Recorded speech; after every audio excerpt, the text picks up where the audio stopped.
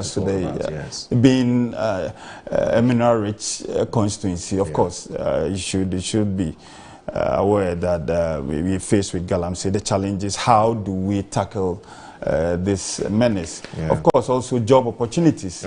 You know, a lot of the youth, they've graduated from universities, they've graduated from secondary schools, and then they want job opportunities, and then it's becoming difficult for them, you know, to get job opportunities. So these are the things that I would want the present government, you know, we work in tandem to help bring those opportunities, you know, to the people in Ibrahim. But it's a very vibrant community. Any tourist attraction that you'd want the... Well, I would say that, you know, mineral-wise, we are rich, and that company itself presents itself as an attraction. You know, so for many people who come to Ibrahim, they look out for the Zinjin. It used to be the Newmont Gold, you know, but now it's Zinjin mining company. They look out for the mining company. We have traditional funerals, and then that we don't have any festival like you do in the, you know, other constituencies. I think it's something that I'm looking forward to having meet the chiefs and then to start something. So it's one of the things that we intend doing, because this can also drive people over to the constituency. Well, speaking about galamsey and our fight against this, what I call an existential threat, is a clear and present danger to all of us. Now, it appears that all kinds of policy initiatives and programs are being rolled out by the government of the day, because you asked and you called on the government of the day, rightfully so, to deal with the galamsey menace. Now, if you look at today's Daily Post, and perhaps I'll start with Sumini on this one. It says the government launches responsible cooperative mining and skills development program, and that's on page 4. We're told that the Ministry of Lands and Natural Resources has announced the approval of the responsible cooperative mining and skills development program, which is called the RCOMSDEP by Cabinet. Now, we're told in a press statement on Monday, the ministry noted that the initiative, which aligns with the president's vision for sustainable job creation, will replace the community mining scheme, which was introduced by the past administration. And it said the National Alternative Employment and Livelihood Program, which is NAELP. Now, it stated that RCOMSDEP aims to reform artisanal and small-scale mining by establishing locally owned cooperatives. Now, these cooperatives will receive professional training, legal concessions, and access to shared processing facilities equipped with modern mercury-free technologies. The program seeks to improve gold recovery rates, eliminate harmful mining practices, and diversify livelihoods through skills development, it said. According to the ministry, the program focuses on 3 main goals. 1, to promote environmentally responsible mining. 2, restoring lands degraded by illegal mining. And 3, providing vocational and entrepreneurial training for youth and women.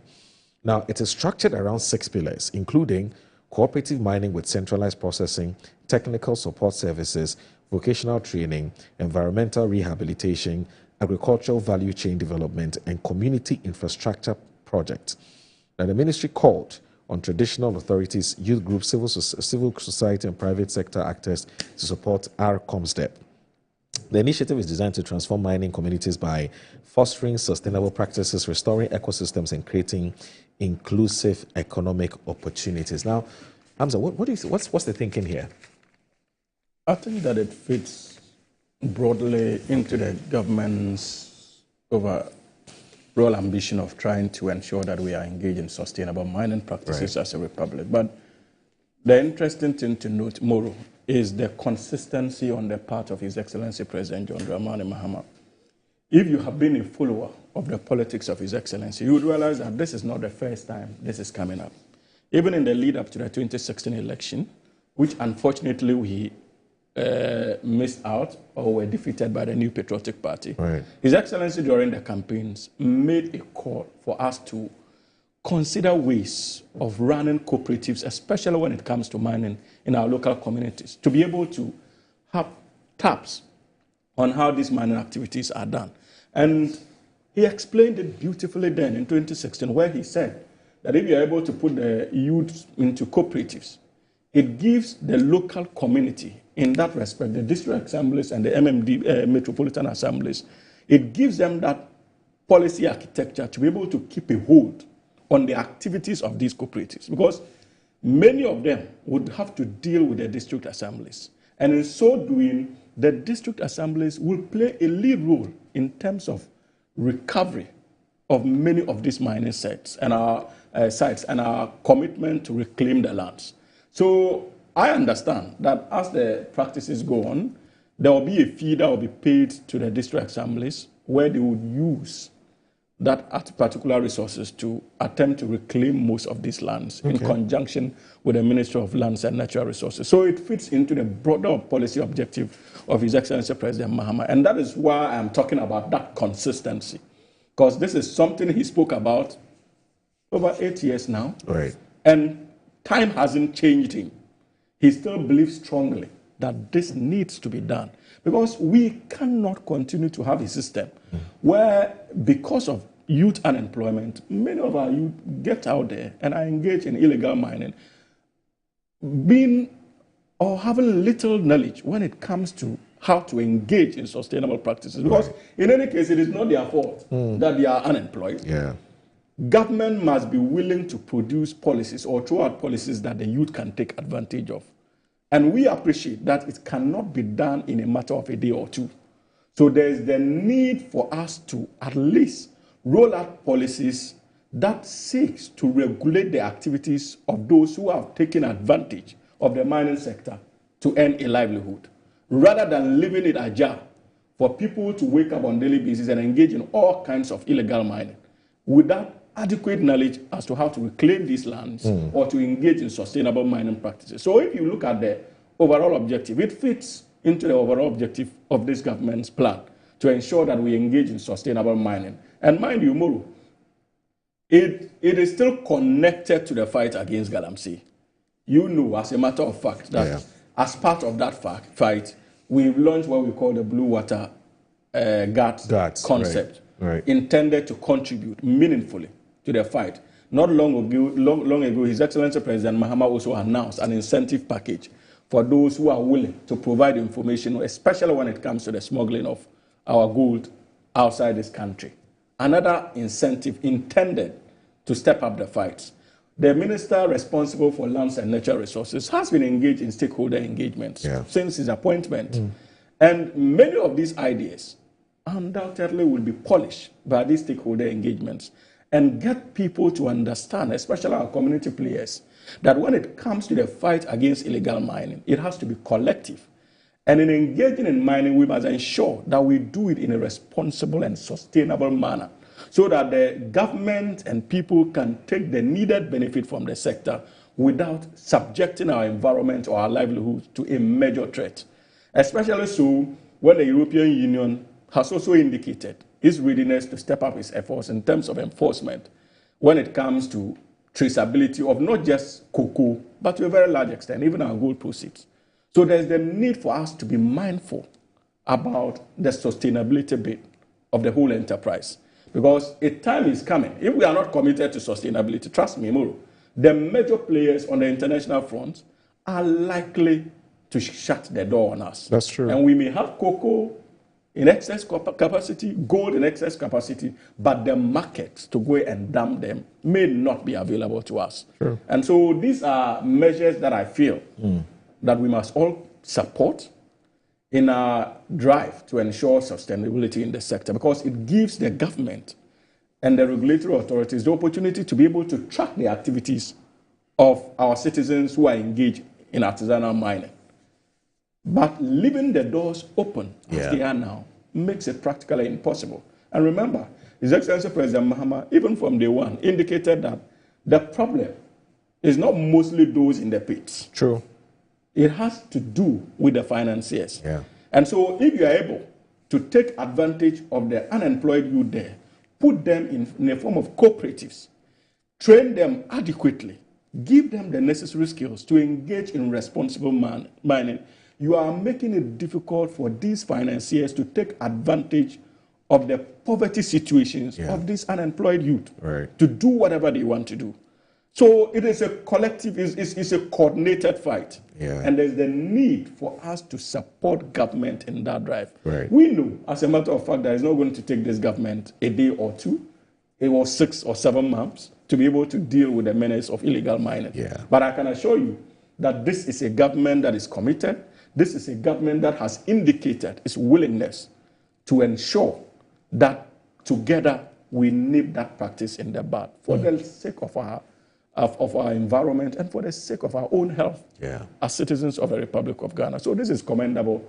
But I think that more engagement needs to be done so that the beneficiaries or intended beneficiaries will come to appreciate the whole objective behind the policy. Beautiful novelty, but we need to engage with the communities more. We need to engage with our youth, and that is where the minister responsible for youth comes in. I think that the Ministry of Lands and Natural Resources should consider engaging the minister responsible for youth so that they can find a way of rolling out this policy to actually target the youthful population of this country who are clearly unemployed. And an advantage can be taken also from the National Apprenticeship Program that this government has launched so that we can find a way of integrating these policy directives or intentions to be able to fit in to the overall government drive to empower the Ghanaian youth. I think that it is urgent that we do that. And there's no better than now when we have a president who clearly demonstrates his commitment to solving the issues confronting illegal mining, and also a commitment to ensuring that the Ghanaian youth are empowered and not punished because they are seeking livelihoods. There's no better time for us to take advantage than now. All right, Charles, what do you make of this initiative? Yeah, Moro, thanks for the opportunity again. I do think that it's heartwarming that now the president, his appointees, coming to grips with this matter of galamsey. I remember not long ago, you know, they were out there on the campaign trail making all sorts of promises. I remember to the extent that a current cabinet minister did say that if the commander-in-chief was willing, you know, to end this thing, that could be done within 48 hours. Now we are about eight months into the life of a new government, and then still it's becoming a challenge. I live in a gold mining community, Abrim, like I told you earlier. So I identify with the challenges that people go through. You see, what is happening on the ground, not on paper or on TV, but on the ground, what is happening is that now if you go to all these galamsey sites, the NDC guys have taken over because they claim that, oh, yaban. So they are either involved or they go around, you know, trying to solicit some nokofio from these galamsey guys. And then that's not helping. That is not helping. You know, because the people who go through these challenges can't believe that recently one of the guys that I really know had a son, and then the guy, the son had to go to school. It was a Sunday, so the guy decided that, yeah, Sunday, let me just go to the pit, and then, because by day, definitely once you go there, no coffee, you get something. He goes there and then he falls into the pit, and then just like that. You see, young girls are getting themselves pregnant as a result of the aggregation of a lot of people who've come into the communities. Because if you go to the mining, this galamsey, normally there are people who come from out of Ghana. Some come from Burkina Faso, some come from Togo, some come from Cote d'Ivoire. They come to do these things. And then when they come, they end up, you know, impregnating all these young girls, some as young as 12 years. Wow. I've had to confront as young as 12 years. You know, it's happening across the mining communities. So these are some of the challenges. Now young boys don't even go to school. Because what's in for me If I should go to school, from there go to secondary school, no money, continue to where? Is there a polytechnic or where? But then if I go to site, at least I'll come home with something. You know, so people are not being even encouraged. There's no other motivation for people to even go to school.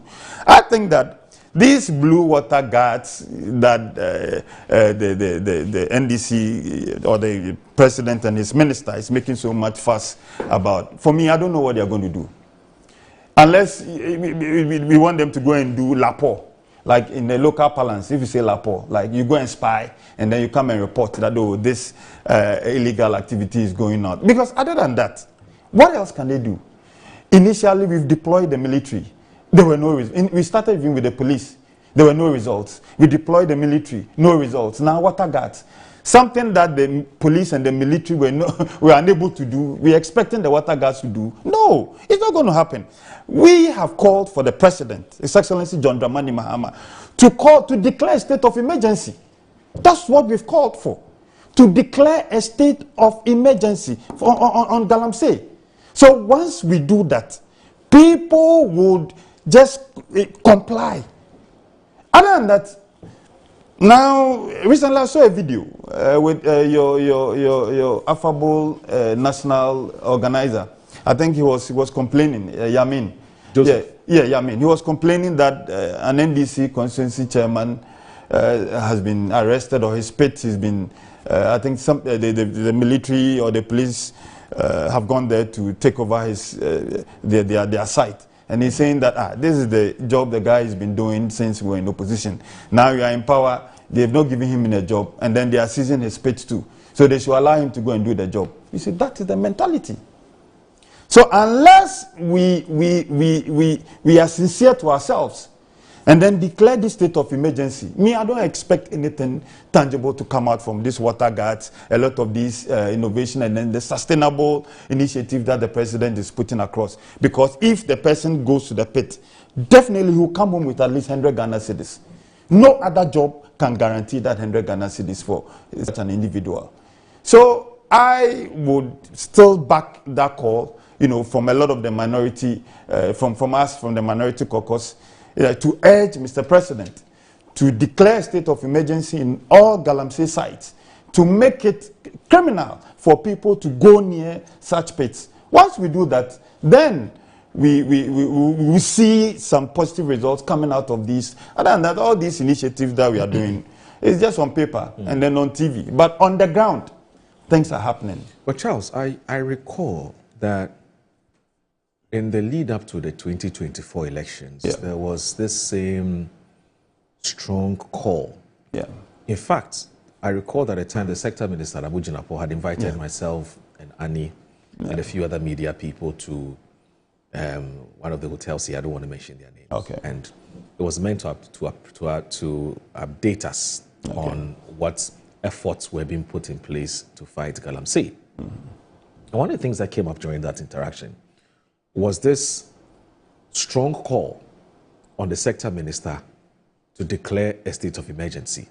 And why the sector minister at the time had not heeded to calls by CSOs and some section of Ghanaians for a state of emergency. And I recall at the time, Abu Jinapo was saying that a state of emergency, if declared, has far-reaching socio-economic implications. And that is why government is sort of, is not quick to sort of take that decision, So I don't know why all of a sudden the MPP is in opposition and then finds have all the reasons to give why a state of emergency is important now. Tell me, what is it that prevailed or did not prevail in the past that now prevails or does not prevail today? Why we need a state of emergency? Why the change in stance? Moro, you know that the economy of Ghana hinges on our cocoa production. True. The more cocoa we're able to grow and export, the more money we get. You also know of the correlation between this galamsey and that of cocoa production. Absolutely. There's a very strong nexus. Strong nexus. Yeah. In almost, if you come to the southern sector, I don't know so much about the northern sector, probably Suhini will educate us on that. But in the southern sector, everywhere that we grow cocoa, there's gold. In the southern sector, everywhere where cocoa is grown, there's gold. You get it? So if you're going to grow cocoa, that will take for about, say, 5 years, 6 years, 7 years to harvest and export. And then if I can just cut off the cocoa trees and just go down there, and then within a week or 2 weeks, I'm going to get gold. Okay. Why wouldn't I cut the cocoa Right. and then go down there and then? So you see why there's the need to declare this state of emergency? Because if we don't do that, now the cocoa that we think that, oh, cocoa, yeah, Ghana, yeah, cocoa, it will get to a time that will not be able to even meet the outputs that we are expecting. Right. Now, for the past 3 or 4 years, every time projections have been made, we've not been able to meet these projections. I'm talking about cocoa production. Right. And it's going to continue because of what is happening. So if the MPP did this in the past, that's why we are being told that the country is being reset. Ghanaians listen to us. Probably we didn't give any justifiable reason why this thing should not be done. And then we were voted out. Right. So if we did something that was not right, we shouldn't encourage NDC to also do the same. Because if cocoa production falls like it's doing now, we are all going to face the difficulties that comes with it. So I am saying that whatever has happened in the past is the past. I agree that the past should be, a foundation, for the future. But then let's find out whether if you go to these communities, all the things that we've put in place, all the sustainable measures that this government is professing to do, okay, that they are actually working. Okay. And that I'm telling you, if you go, you see that galamsey is rather on the ascendancy.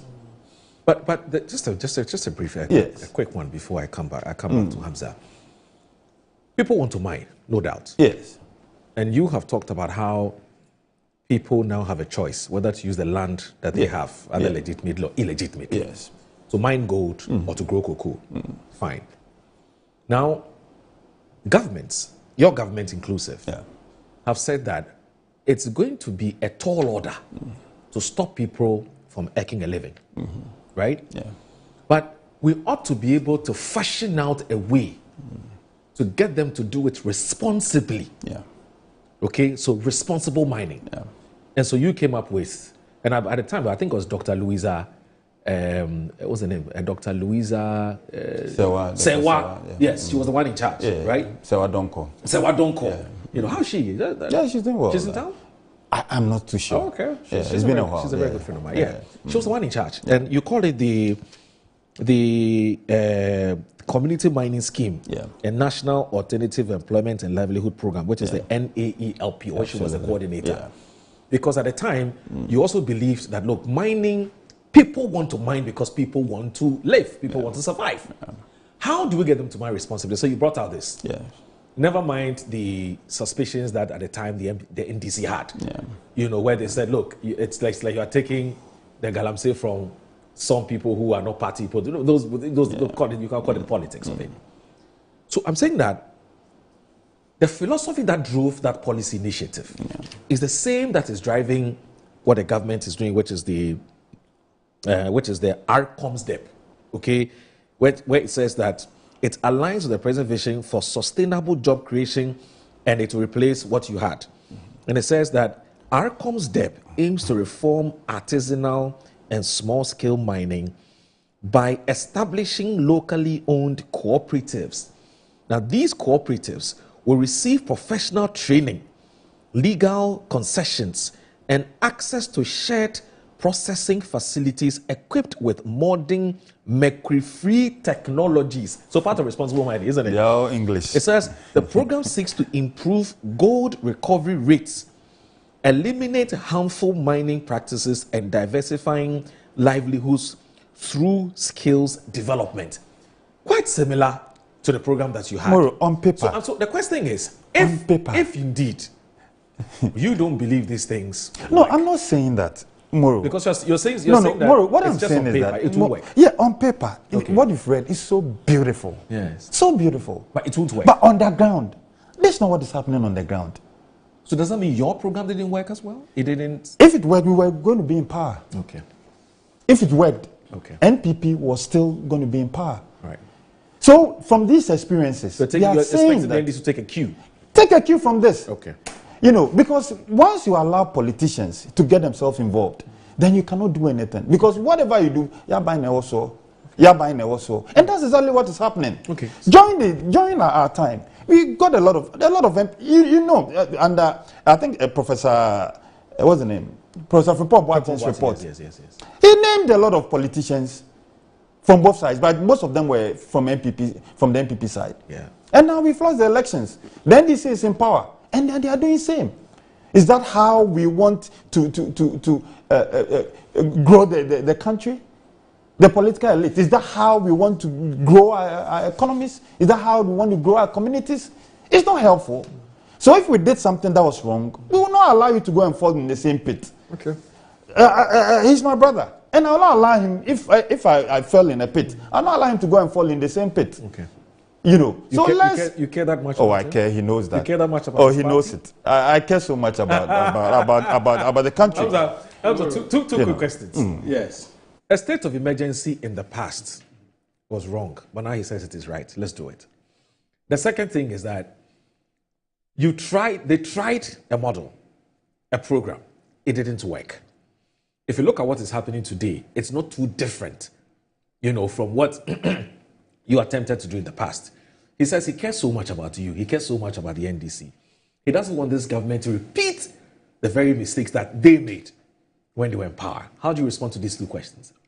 I think that, Moro, it is an issue of sincerity, like he indicated. Okay. And when he was speaking, I struggled to appreciate the objective behind the sudden obsession or concern when it comes to issues of illegal mining. Where was Honorable? In the not too distant past, when we were calling for sustainable policy measures in the mining sector, where was that passion that today he appears to be demonstrating on this platform? So if we are talking about sincerity, we must demonstrate it at every step of the way. Even if he disagreed with his political party then, he knows, because of his exposure, that when it comes to principles, you just don't choose and pick which one to go with. And regardless of the cost implication on his political fortunes, I expected him then to have stated in strong language his condemnation of government's handling of illegal mining activities under their watch. But today, if you seem to be manifesting to us some strangely acquired passion or concern for our environment and the sustainability of our cocoa and gold sector, I find that a little bit disingenuous. Right. And that is not what we need. In line with that insincerity, you decided to, no, please, I hope so, but when it comes to your politics, you decided to once again misinterpret and interview the national organizer of the National Democratic Congress. Yeah. Joseph Yamin. Clear misinterpretation intended to fit into your narrative of trying to indicate or say that this government is not committed to the fight against illegal mining. Yamin never said anywhere that the gentleman was engaged in illegal mining. He said that the excavator was not caught in an illegal mining site. Right. It was clear. And that the least you could do for such a person, if you are unable to offer job opportunities now because of the economic situation, the least you should do, not just because even the person is NDC, is to be careful the way you implement the policy. Is it the national organizer who is the first to complain about some of the excesses of the anti-galamsey tax force? Even as a government, we appreciate that sometimes people can be overzealous. And there are times that we intervene to ensure that we keep the tax force away from people who have genuine licenses to mine. Didn't you hear many of the miners who have genuine licenses complaining about so-called harassments, in quotes, when it comes to the operations of the tax forces? And that was why government decided to streamline it further, in line with that call. So that tells you that what the national organizer said had nothing to do with the way of tacitly endorsing illegal activities when it comes to mining on the part of NDC functionaries. Absolutely not. This is not a government that would entertain that. We are even acting based on allegations thrown against the likes of the national organizer and our national vice chairman, intended to let people understand that when it comes to the fight against galamsey, this government is not ready to play politics with it. Moreover, so that level of insincerity must be condemned in our body politics. Right. Clearly, this is unacceptable. Okay. Now, you have mentioned about cooperatives, and you have said that it is not different from what, or significantly different from what they launched. That is not accurate. Okay. It is not accurate. We have said that as part of the cooperatives that we are launching, they will work closely with the district assemblies common fund, district assemblies concepts. Right. So that at least, if for nothing at all, we would be able to reclaim the lands using the district assemblies. Was that the case under them? Right. When we started remodeling physical consolidation measures, they told us in this country that we're joking. Not so. About 7 months down the line, the record is there for all of us to see. What didn't they say about our economic measures? Are you not seeing the positive signs of that economic recovery? Because of the policies we implemented. When we said, as a country, as a party, that we would fight illegal mining, we meant it. And so we have started a holistic program intended to fight it. It is not the intention of this government to leave our youth in those pits. So as part of the livelihood empowerment, alternative empowerment programs, there's a plan to transition them to other sustainable job avenues that may not necessarily be related to mining activities. That's why you have that training bit associated to it. Again, you are questioning the rationale behind the Blue Water Guard. As a result of their activities, this government has been able to discover illegal mining communities that you presided over for 8 years without doing anything about. So that is one benefit of that policy intervention staring you in the face. And so when we say we are going to do something, we mean it. Because we appreciate the enormity of the expectations of the Ghanaian people when it comes to His Excellency President John Dramani Mahama and the National Democratic Congress. We cannot disappoint the legitimate expectations of the Ghanaian people. And we will dare not do that. And I would urge him and his political party to be a bit measured and wait to see the effects of these policies. Maybe a year from now, when we sit around this table, he probably would be patting this government in the back for living up to expectation, indeed, if he is genuinely concerned about the menace of illegal mining. But I can assure you, Moro, that we will do everything humanly possible to ensure that in protecting our environment, we also expose our youth to responsible mining practices that can inure to the benefit of all of us. But finally, you see, he made mention about officials engaged in illegal mining. Moro, there's a significant departure from that past. And so any attempt to paint us with that equalization brush would not be accepted. In the past, you had your own minister responsible for environment lands indicating that your party functionaries were engaged. The current sitting member of parliament for Joabe was reported to be the anchor of illegal mining activities in our forest reserves. The former mayor of Kumasi, Sampan's company, was engaged in illegal mining. Your Ashanti regional chairman is an excellent example of illegal mining activities in this country. A host of them. You had secretaries to the Interministerial Task Force on Illegal Mining engaged in broad day robbery of the people, demanding monies from them to allow them to continue to mine illegally on camera. We are not dealing with such under this administration. So there's a marked departure when it comes to the commitment of this government. And so they should spare us their sudden found love to join the fight against illegal mining. When the call was loudest, where were they? What didn't they tell this country? And at the time we were calling for a declaration of a state of emergency, the circumstances at the time needed that. Because we're dealing with a government that for over 4 years decided to close its eyes on the activities of illegal mining.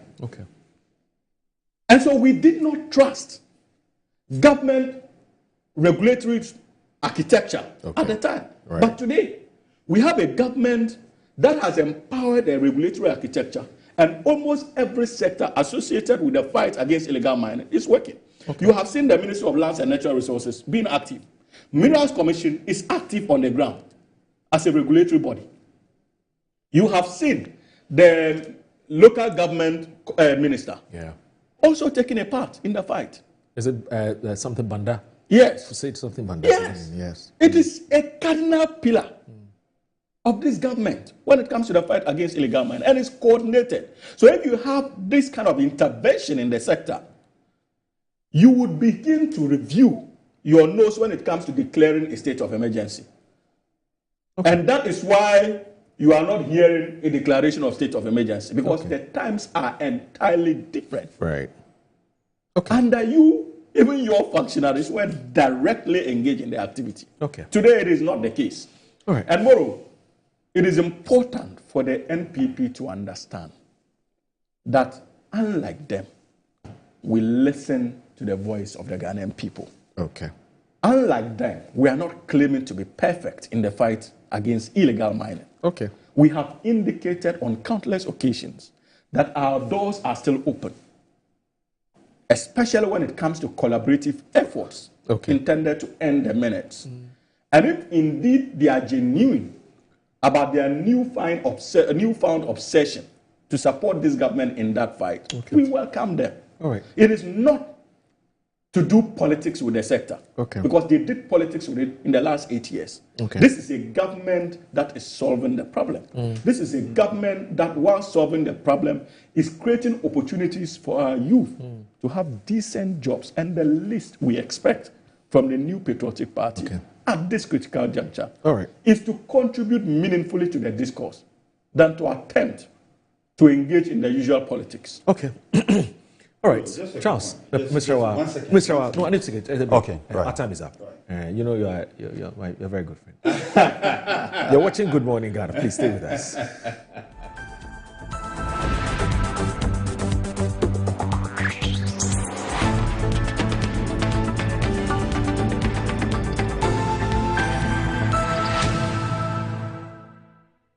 Here at Mycom JA Limited to show you the Promethean Active Panel, the ultimate tool for corporate institutions, hospitals, schools, and your home. With its crystal clear 4K display and an unbreakable screen with an ultra responsive touch technology, this isn't just a screen, it's a game changer. For corporate institutions and in schools, this active panel can be used for Zoom meetings and PowerPoint presentation. And oh, your homes are not left behind. You can use it to watch all your favorite programs by just connecting to a Fire Stick, and you can get access to channels like Netflix and Amazon, and voila, you are in there. At Mycom JA Limited, we provide you with the best quality products from the United States of America with 1-year warranty. You can get an active panel at a discounted price of 18,000 Ghana cedi only, and it comes with a Fire Stick, a webcam, and a micro system. You can locate us at Chado Container behind the Trade Fair. Visit Mycom JA Limited today and elevate your tech. Yes, next. Hey, Nadia Benson, Asamo. Me didn't tum. Mr. Friendly Calico, just call me cockroach. Now, Mr. Friendly once now. Hey, that's a new. Improve car. Yeah. Captain was key to double the action.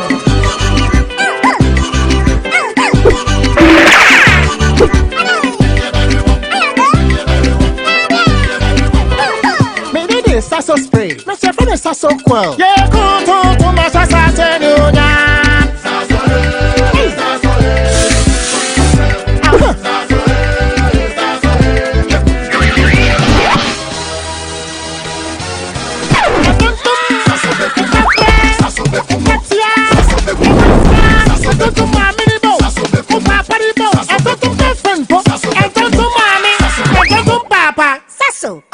Quantum Preco.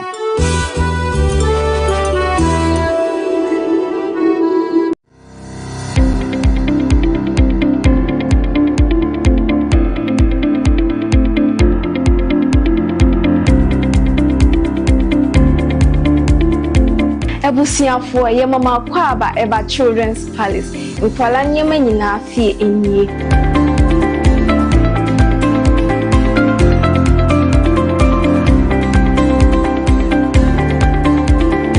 Yonkwala ntade mani mema nyina ntare nyina wase. Yonkwala shoes, yonkwala duane, yonkwala wipes, yonkwala diapers, yonkwala toys, baby coat. In fact, bibia opama umanyina obenye biwa ase.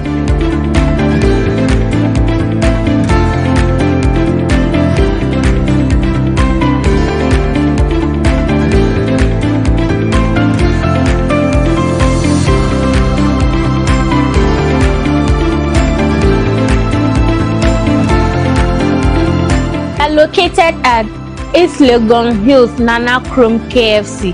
Contact us on 059 6377 172. Children's Palace. Happy children, happy fashion. See you soon. Bye bye.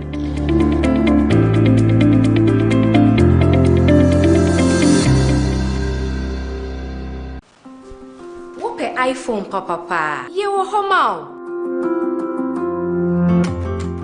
So open iPhones accessories papa dia menhwe baby a me wakwa ba EBA phones and accessories. Sebani EBA yeton iPhones any ho accessories. iPhone 50 XL cost 16 Pro Max. Accessories ye wo charger, AirPods any iPhone ho akade nyina. Yanoma ye ni sikapudu e de beto iPhone. Say ya ankrankre, boja and na say abon adwuma ye phone nyina. For 40% beji iPhone bia ope.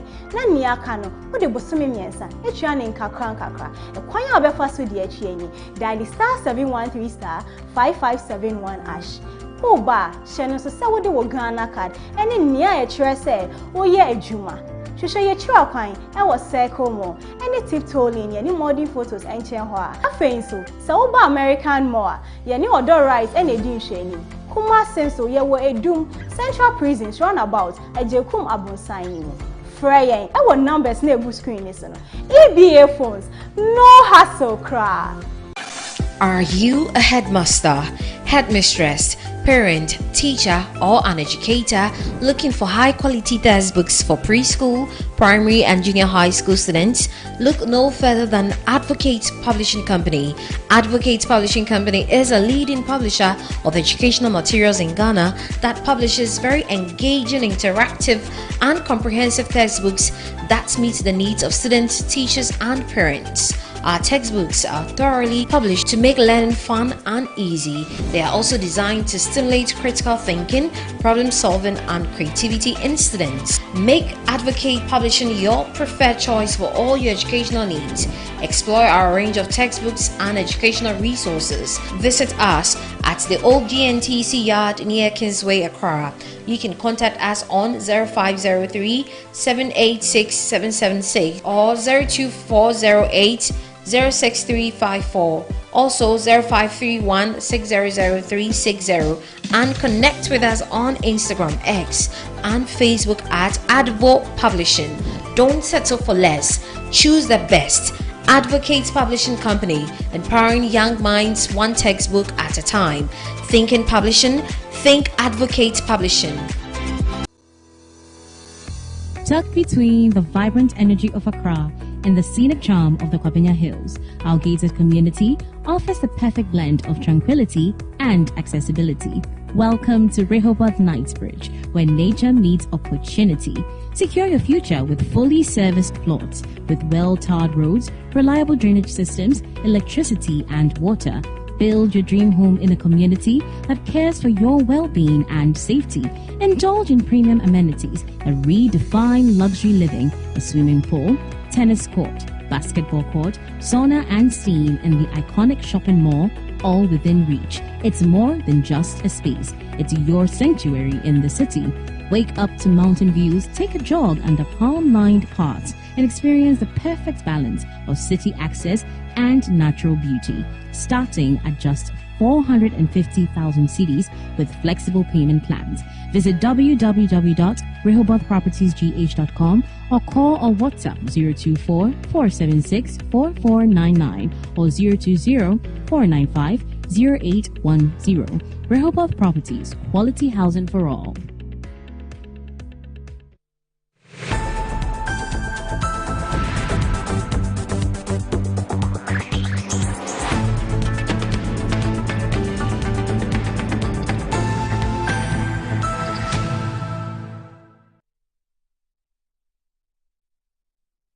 You're still live on Good Morning Ghana on Metro Television. My name is Audu Moro, and with us this morning is Charles Osiako Oredu, and he's the MP for Ebirim, and also Hamza Suhini. He is a lawyer and also a member of the NDC's communications team. I also, again, need to remind you that at 9 a.m., you don't want to miss it. I have a very, very, very esteemed and a very special guest be joining us on Good Morning in Ghana. You would be more than excited and happy to see this gentleman I'm talking about. And so 9 o'clock, I have a one-on-one with him. There's a lot to talk about, his sector, Ghana, etc., etc. So please don't miss out on it. Even if you have a meeting, please postpone it. Yeah, postpone it. It's 9 o'clock. It's 9 o'clock. Exactly, with join us. So my, present guests, the two of them, would take leave of us at 9 to make way for our next guest. So, Charles. Yeah. So if you can. Yeah, I wanted to just rebut. I don't know where Hamza was when the Awin Traditional Council held a press conference accusing their own member of parliament of engaging in galamsey. I also do not know where he was when his own or Ghana's Attorney General and Minister for Justice held a press conference at the seat of the presidency, citing Joseph Yamin, their national organizer, and then Abanga, their national third vice chairperson, to have involved themselves in galamsey activities. No, what he said was that his office has been informed, and that and that investigations will commence. And so let me land. Let me land. Of all the people in Ghana, why didn't he mention Hamza's name? But the question is, I'm saying why didn't? Is it true? Why didn't the Attorney General mention Hamza's name? Because nobody has told him. Nobody has mentioned Hamza's name in anything. So for the whole, if I were the Attorney General, and then I doubted, the information I had, I wouldn't go to the office of the presidency in the full glare of the media and then mention names. I'll do my due diligence first. For him to mention these two names, then that means at least there's some probable out of truth in what he was hearing. Other than that, of all the NDC people, look at the number of people who voted for the NDC. How many people? In millions. Why these two names? Moro. At least mention Hamza's name. So, this galamsey thing, if you try to stick it on only MPP people, to me, it will not stick. That mud will not stick. It is a Ghanaian problem. We are all involved in this, creating this menace, and we should all help solve it. Just that now we have leadership. So His Excellency the President must show leadership, especially once members of his own party, senior officials of his own party's names are being mentioned. That's what I wanted to put across. All right, so let's look at another issue which is closely tied to. In fact, there's a strong correlation or nexus between that with the conversation we just had, and has to do with cocoa production and cocoa pricing. So yesterday there was a major announcement, and most of the newspapers have carried this major announcement. The Daily Graphic also has it. And Justice Agbenorsi is reporting the government has increased the price of cocoa beans paid to cocoa farmers from $49,600, which is at $3,100 per ton, to $51,660, which is $5,040 per ton. Now this means the price per 64 kilogram bag of cocoa beans has also increased from last year's 3,100 cedis to 3,228, which is an increase of 128 or so. Okay, or 4.7% over the previous price. Now, Daily Graphic computations indicate, that's what the Daily Graphic has come, has done. Now, the Minister of Finance, Dr. Kazel Atuforsin, who announced this at a news conference in Accra yesterday, said the new price would take effect from Thursday, August 7 this year. Now, the minister also announced the reintroduction of the free cocoa fertilizer program as an additional support to the Ghanaian cocoa farmer beginning the 2025-2026 crop year. In addition, Dr. Forson said the government would also implement a tertiary education scholarship scheme for children of cocoa farmers. The Ghana Cocoa Board used to implement a scholarship scheme for children and wards of cocoa farmers to cover their secondary education, but it was rendered redundant by the introduction of the free senior high school policy in 2017. The Minister of Finance said the increase in the producer price represented 70% of the gross free on board, which is FOB value, of cocoa per ton, which summed up to about $7,200. He added that the increment was coming on the back of a strong Ghana cedi and declining inflation, reflecting the government's commitment to improve the livelihoods of cocoa farmers, whose productivity was expected to yield about 650,000, tons beans for the 2025-2026 cocoa season. Now, we're told Dr. Forson said by maintaining the price at 3,100 per bag for several months now, amid the strong performance of the cedi, the government had put about 1,114 into the pockets of the cocoa farmer for each bag of cocoa sold since the second quarter of 2025. Now, this intervention by the government moved the farmer's share of the FOB from 63.9% to cover 99%. Dr. Forson said the Producer Price Review Committee had also approved rates, margins, and fees for all other stakeholders in the cocoa supply chain, including buyer's margin, haulers' rates, warehousing, and internal marketing cost fees for disinfestation, grading, sealing, and weighing scale inspection. In preparation for the new season, the Finance Minister said the Ghana Cocoa Board had made available jute sacks and related logistics for the smooth takeoff of the 2026 crop season.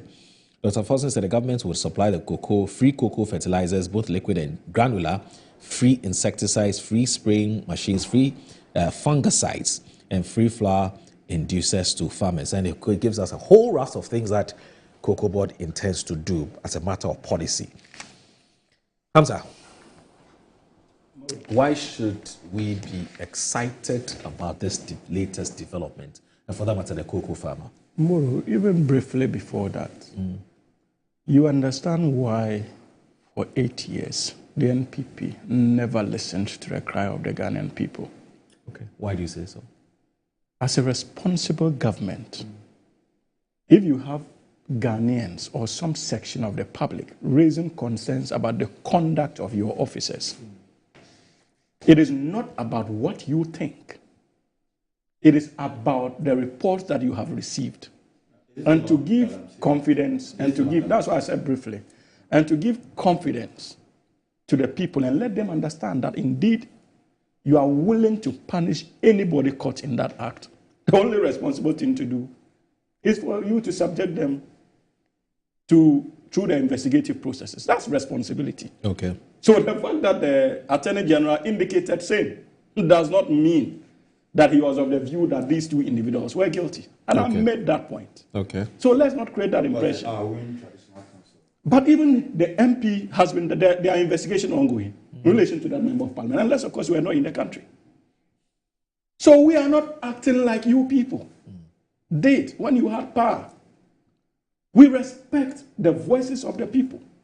So it is not about the feeling of the Attorney General. It is about the outcome of investigations.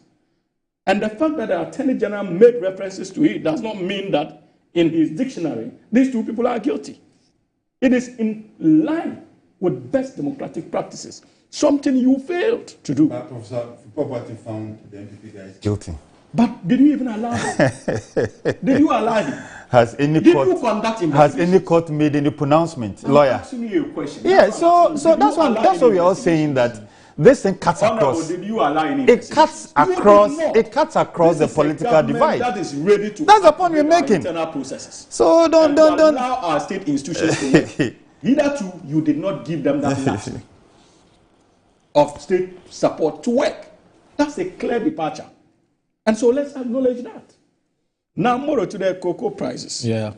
You see, it is important to note that when it comes to policy interventions such as this, okay, the NDC is moderate in terms of our excitement and jubilation. Because despite the increment in terms of the margins that the farmers are going to get as a result of these announcements, we still believe strongly that the responsibility of empowering the cocoa farmers is on government. And if there's a way we could have given them even more than we are offering, I'm pretty much convinced that this government would have done so. Okay. So we have not gotten to a stage where we'll begin to be excited and celebrate. Though this is a fulfilled campaign promise, remember, it didn't start now. Even as way back in 2012, Dr. Osei Akoto, who eventually became Nanado's Minister for Agriculture, called on His Excellency President Mahama to increase the FOB price paid to the farmer at, I think, about 70%. President Mahama proceeded to make that promise in the 2016 general election. Unfortunately, we didn't win power again. Then, in the lead up to the 2024 election, President Mahama was consistent with that promise of increasing the FOB price by 70%. Yeah. It has been captured in the NDC's manifesto.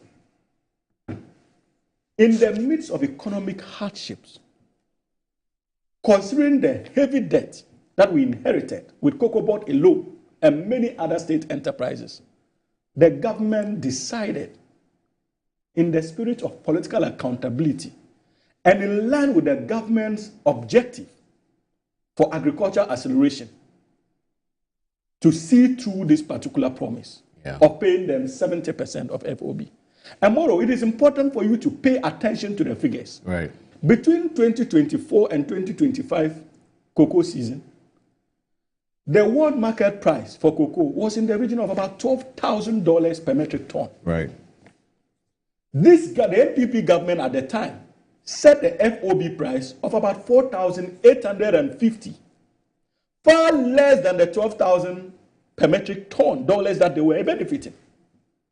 Today, as we speak, at the world market price, the average price of cocoa, as at yesterday, ended at $7,200 per metric ton. Yeah. This government decided to set the price at $7,200 and proceeded to pay 70% of that to cocoa farmers, which translates to about $5,040. Something that has never happened in the last 3 decades of Ghana's cocoa transactions. This is historic, whichever way you look at it. And we are doing so at a time that we have been able to effectively manage the city. So you need to also factor in the appreciation of the city. Remember, even at the time that they offered them lower rates of about $3,100, when at that time cocoa market prices was in the region of $12,000 and ended somewhere, I think, 9,000 something before they left. Remember, Moro, at that time, the city had depreciated in excess of 19%. So what it means is that even the amount they were given to the Ghanaian farmers, in city terms, the city had lost value. They were losing hugely. Today, we are dealing with a city that has appreciated in excess of 45%.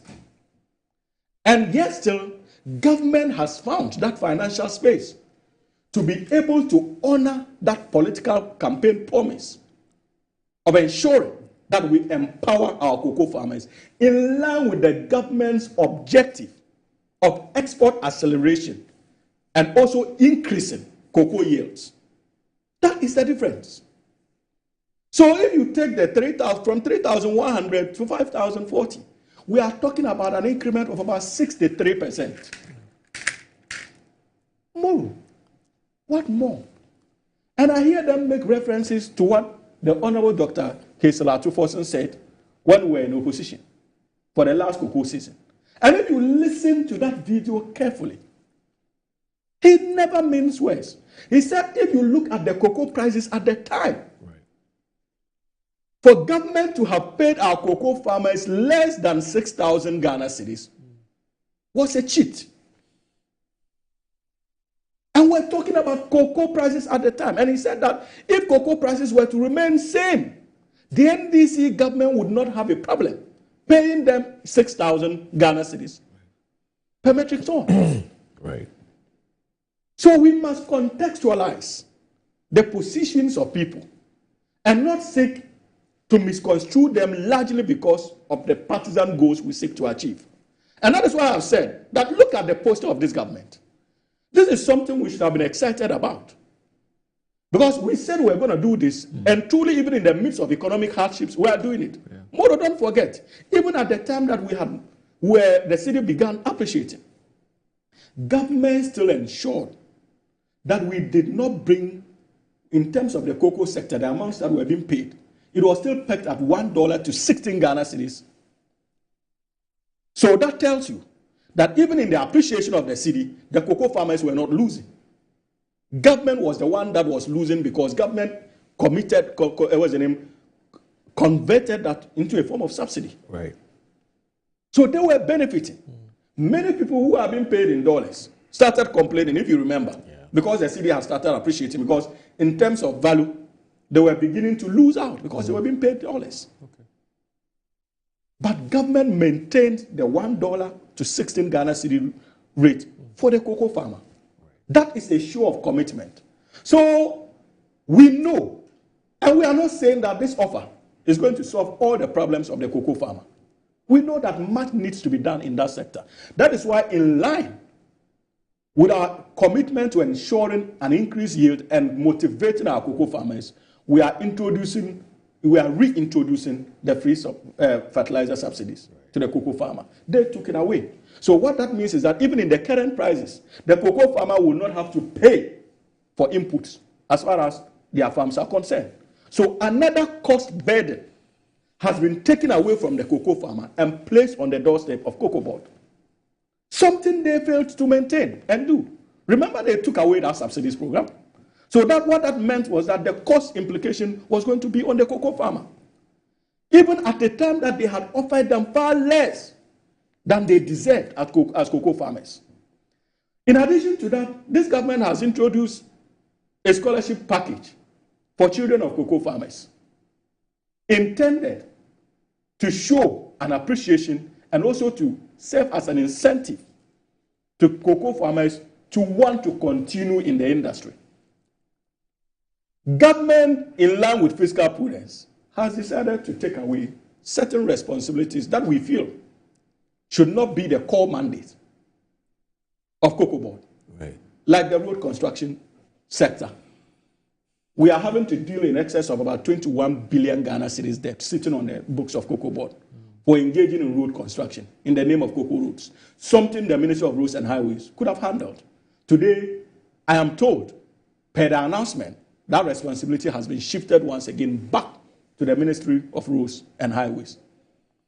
These are intended to free up the space so that Cocoa Board can actually concentrate on the livelihoods of the Ghanaian farmer and support them in ways that can inure to the benefit of all of us. Okay. Because remember, unlike them, their focus was simply on the profits that they were milking out of the cocoa farmer.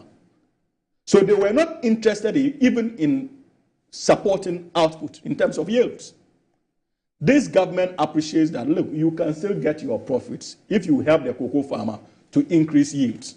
So if out of 100,000 tons, you were making a profit of about $10,000, if you increase it to about 200,000 tons, you can still make more by making about $20,000 profit.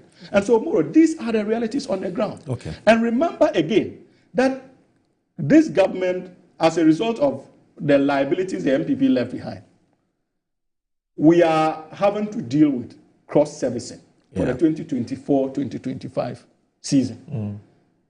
Indeed, it started in 2023-2024, where the government went for the syndicated loan. They fell short of producing the cocoa beans to meet that obligation. So we had to bear the brunt of a liability of in excess of 300,000 metric tons that this government is still paying for.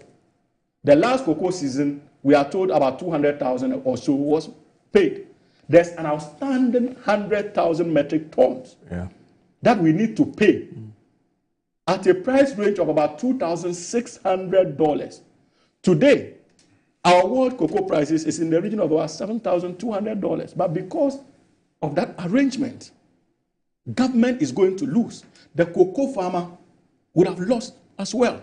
Right. Because what we would receive this year, we would have to discount it and sell it on the world market to pay, or we have to, not even sell, we have to use that cocoa beans to pay for that syndicated loan. Okay. And they will price it at $2,600 when the current world prices is in the region of $7,200. So this government would have been losing in excess of about $6,000 or $5,000 per metric ton.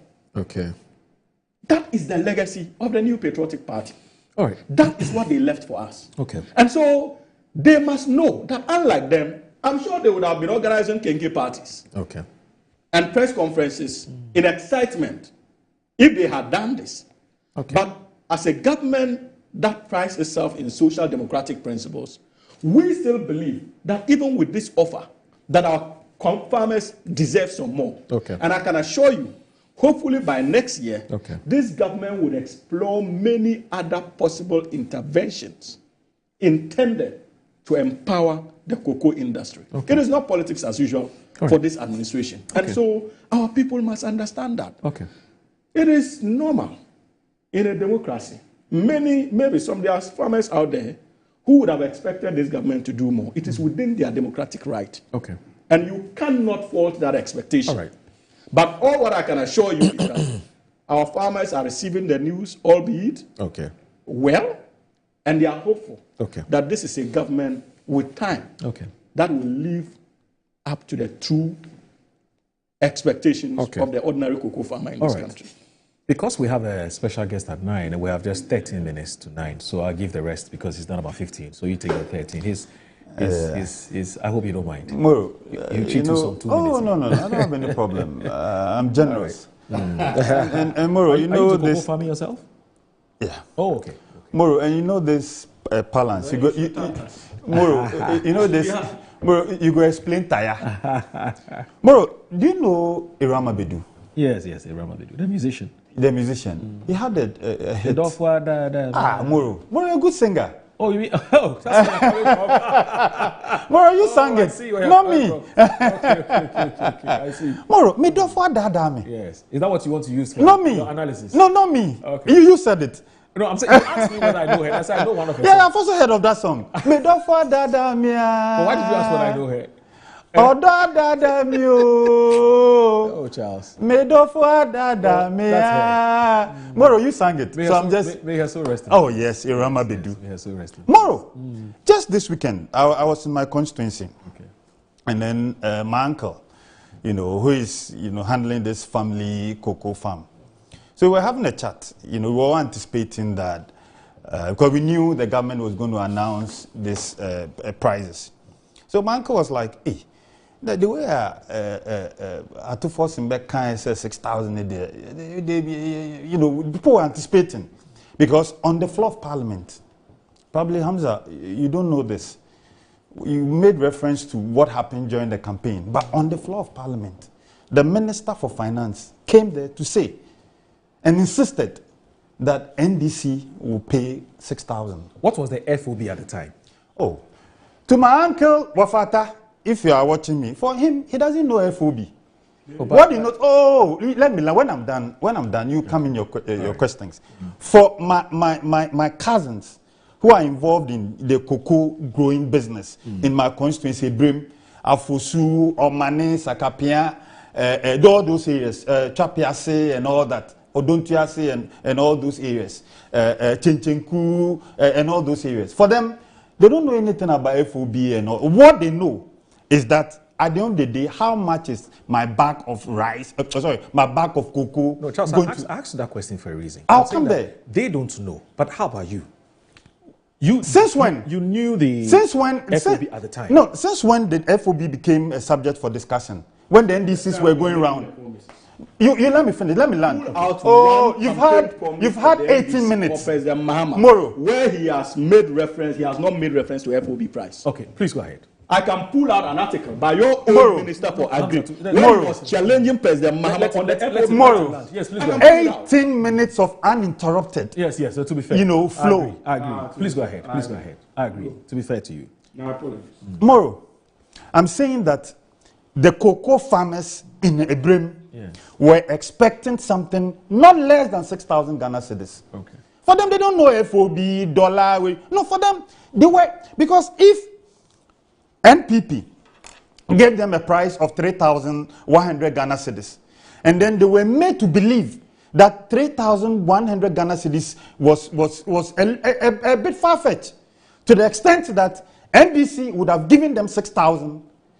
They went around campaigning with this, and then people, even strong NPP people who were farmers, felt that, NDC would have done better, so let's give it to NDC.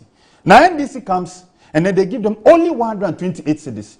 Mind you, Moro, today, as we speak, the price of a bag of cement is 120 Ghana cedis. We were discussing this earlier. Probably you've not averted your mind. It's 120 Ghana cedis.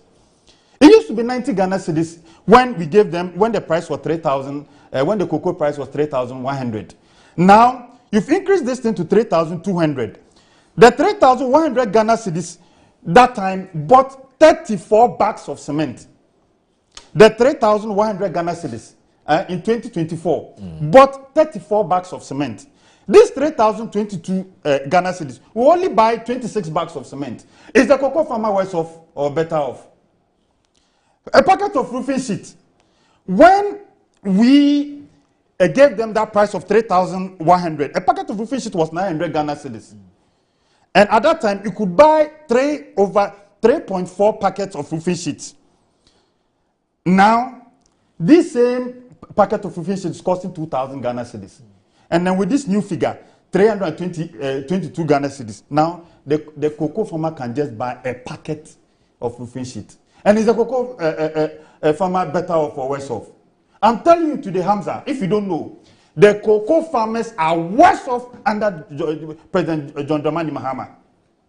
And if you pick your mics and your cameras and you go to the cocoa growing areas today, Moro, Metro TV, you do this, they'll tell you that they are so disappointed in the NDC because they were expecting something better. They were expecting something more.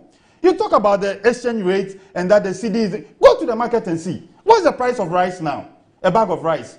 What about a bag of sugar? Prices are escalating. Prices are going up. This year alone, we've been asked to pay for electricity bill. The price of electricity has shot up to cumulatively to about 17.5%. Water 4.5%. And other utilities. And you are here talking about people are better off and then people should be excited. Excited about what? Under this condition. Again, Moro, this issue of scholarships for cocoa. Oh, please. Well, that's what he has. I'm saying that a bag of cement is 120 Ghana cedis. I'm telling you. You let him know. Moro, that is not fair. No, relax. Because this is an absolute lie. Relax. All the things that you viewers buy cement too. So Hamza, all the things cement. Yes. Hamza, all the things you were saying, yes. I could have interjected. No, please. But out of deference to you, I felt that you should flow. Yes, please go ahead. Yes. Oh, I've seen that. So this issue of scholarships for children of cocoa farmers. Yes. Moro, it's not anything new. Okay. It's the when we're going to secondary school. A lot of the children of cocoa farmers were enjoying scholarships from Cocoa Board. It's not anything new, Okay. And then even under our manifesto, the last elections, Dr. Baumia had promised, if he had won the elections, to implement this policy. I think that they started it, Cocoa Board started it, and somewhere along the lines, when this free SHS thing came in, it was abandoned. So if they want to resurrect it, I don't think that is anything new. After all, if we had the mandate, we could have also gone ahead to implement this. Okay. So for me, it's not something that we should jubilate over. Then this syndicated loan, I think that it's a proper thing if the Cocoa Board and that, by extension, government decides not to pursue this syndicated loan thing. If you remember, last year, under MPP, we also decided to, abort this syndicated loan thing. You couldn't meet the target. It's not as if you were gracious God. Gracious God. Gracious God. Answer. You failed in the market. We don't have all day. I beg you. Out of difference, we have an interview. Out of difference. The more time we need. Please land. Please land. Please go ahead. Charles. Please go ahead. No, it's difficult to sell falsehood. That's the problem. Is it honorable is trying to sell falsehood? Let me talk. Let me flow. You agree. You had 18 minutes of uninterrupted so he should also flow. be allowed to speak. I didn't allow you. It doesn't mean you should allow. I had a lot of interjections to make. Platform. I had a lot of rebuttals. You shouldn't allow him to. Charles, please go ahead. Yes, please go ahead. You have just 4 minutes. I beg you. Yes. So on this syndicated loan thing, like I said earlier, we had also, because if you look at the whole setup, the issue of government going out there, to borrow, and then later this will be placed on the books of government wasn't helpful. I agree that it also helped, government to have a buffer in terms of having more dollars in the system to stabilize the CD. But I think this current arrangement, as started by the MPP and then continuing by Dr. Randy Abe and his people, I think it's a good thing.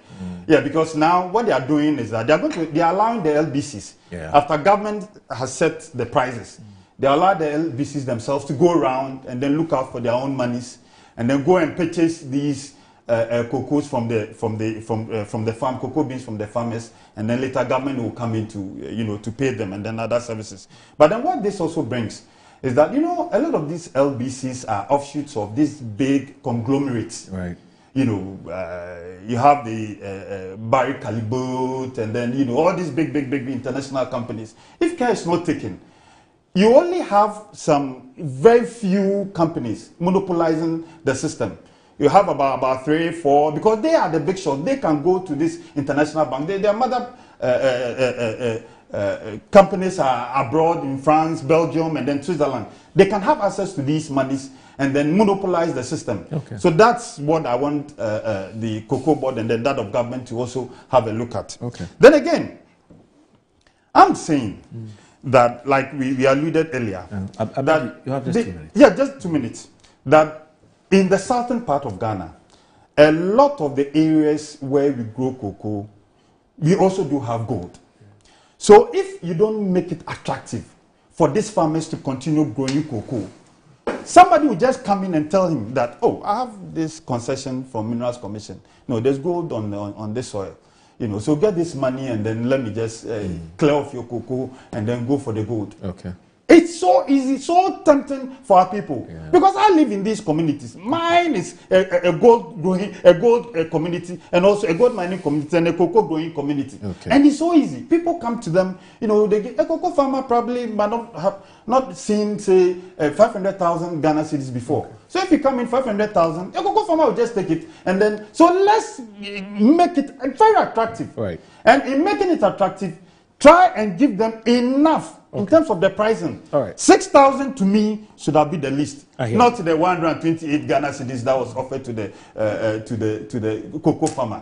It's good that you brought the Rama Bedu's song. I'll end with Medofwa Dada Mia. But I hope you know that. So you can understand the embarrassment they are faced with. Medofwa Dada. NDC, Mad Dada Ghana for. The NPP is embarrassed. Mad Dada Ghana for. By this novelty. Even in the midst of economic hardship. Oh, what did I He is talking about the cost of living. What? Look at the rate of inflation today. Look at the rate of the city in terms of appreciation. Did we have that under them? Okay. So the cocoa farmer today It's worse off. Times better It's worse than off. they left. It's worse for off. us in the last If for what he's earning now, he cannot buy more bags of cement, then it's worse off. Don't put me. Today you are trying to hide don't put me policy in a difficult situation. So I want to thank all of you for coming this morning, and that's Charles Esiako Oredu. He's MP for Dream, and also Hamza Suhini is the member of the NDC's communications and also a lawyer. Thanks, gentlemen, for joining us on Good Morning Ghana. So I promised you, and I'm going to deliver. In fact, we promised you, and we're going to deliver. I'm talking about Good Morning Ghana production team, and we have a special guest. I can't say enough about this person. He's a man who wears many hats. He's a big brother. He's done a lot for this country. So no wonder when the announcement came that he was going to take up a different portfolio, a different position, many were not surprised at all. And he's taking time off his very busy schedule to join us this morning because it's about Ghana, it's about his sector as well. And so please stay with us. I'll introduce that person. Don't go anywhere, I beg you. Stay.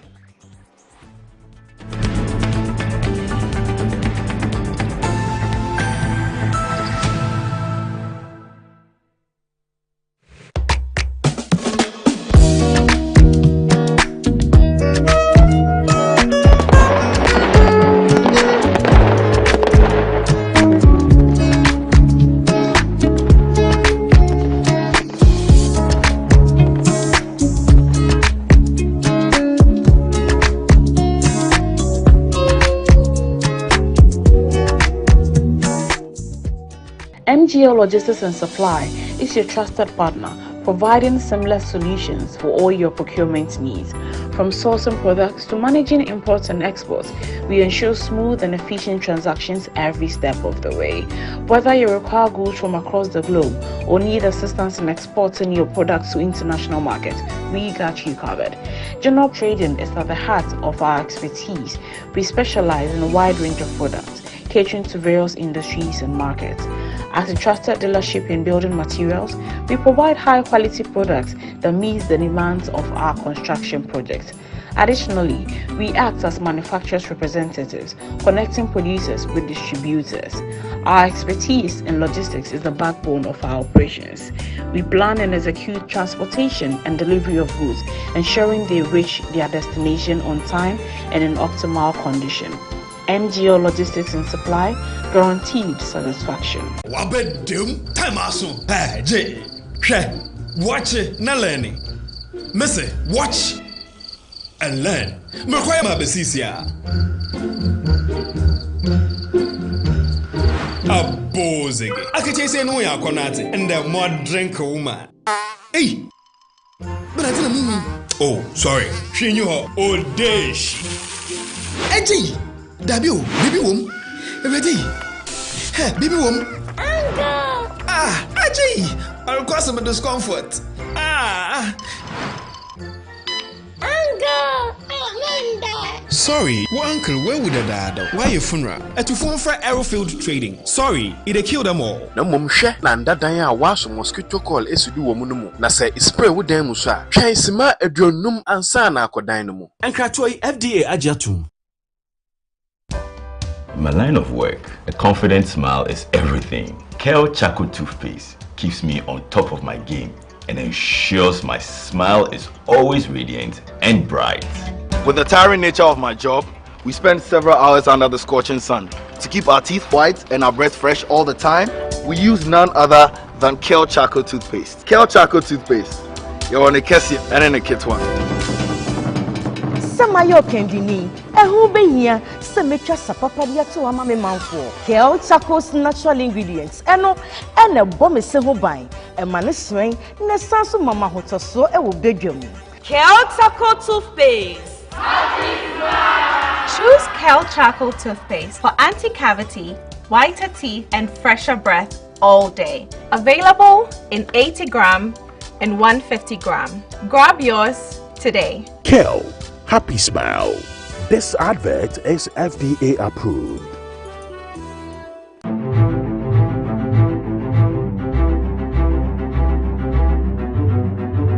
Hi, my name is Fred McBagon-Lurie, President of Academic City University, in Accra, Ghana. Academic City is at the forefront of technology development. Here at Academic City, innovation and ingenuity blend seamlessly with innovation.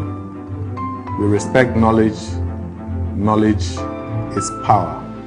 And once Africans start to internalize knowledge, you see the level of development that we attain here. The Tycoon Africa Conference is a convergence of influencers and professionals from across the continent, folks that are interested in marketing and ICT. At this conference, you meet marketers from across the African divide, from Southern Africa, from Zimbabwe, from Kenya, from Uganda, and of course, from our beautiful country called Ghana. I will be speaking, and there will be many other professionals and experts who will be sharing the African experience in marketing and ICT. This is an opportunity you will not want to miss. At this conference, you will meet people working at the forefront of AI, ICT integration, using new tools and emerging technologies, marketers who are at the forefront of pushing this agenda, and more importantly, it will be an avenue for us.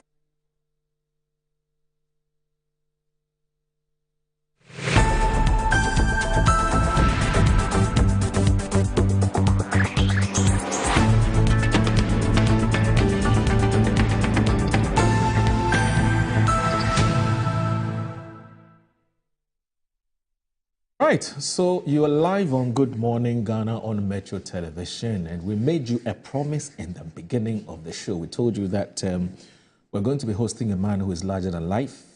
He has paid his dues.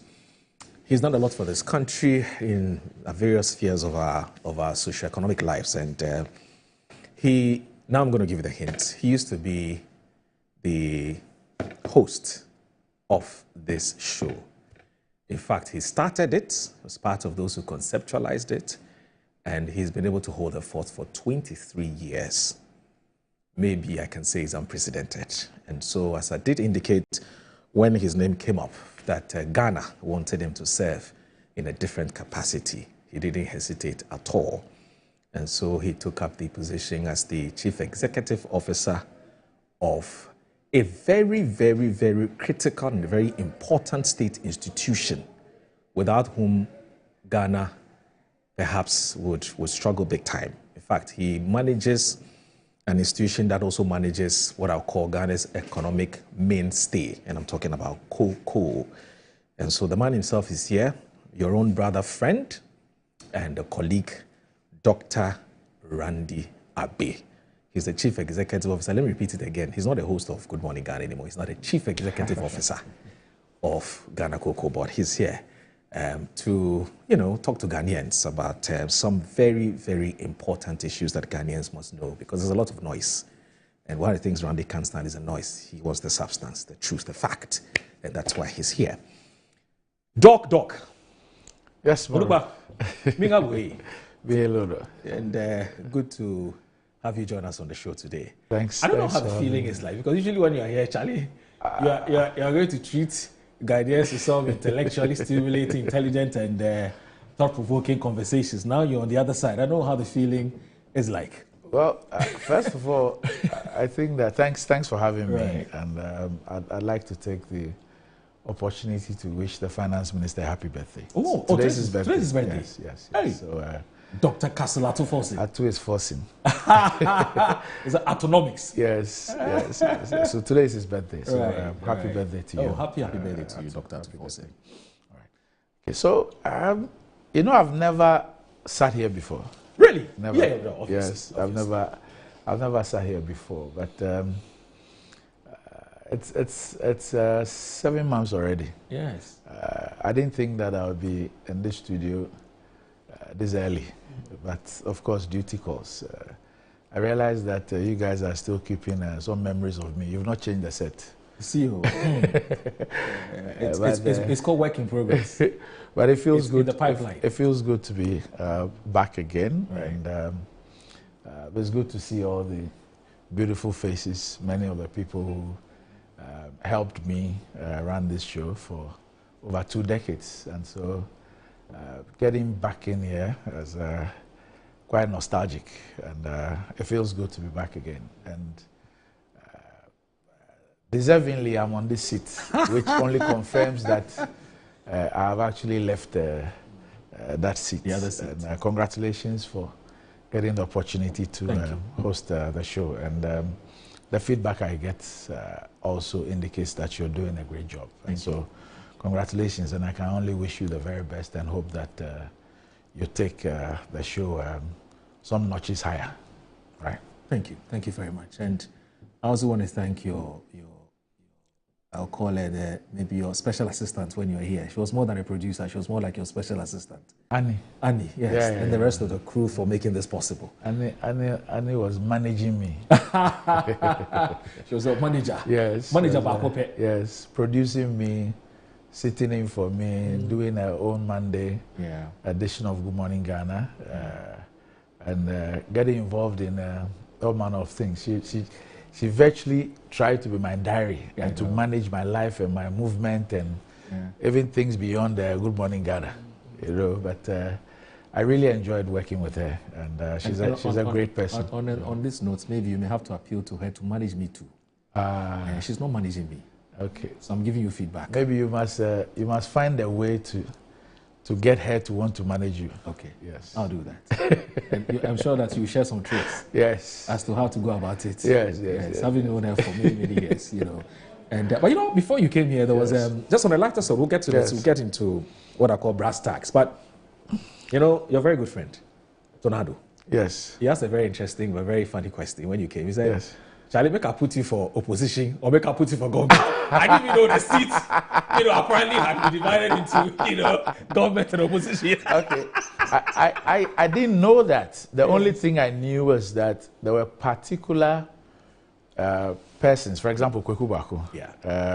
It was more of like I'll put it this way, like a ritual for him. Yeah. So he starts with a particular sitting position, and that should be permanent for him. Okay. So if this is where he sits, he would want to sit there every day. Okay. Every time he's on the show. Okay. That I know. Okay. Yes, but I really didn't know about this opposition. No.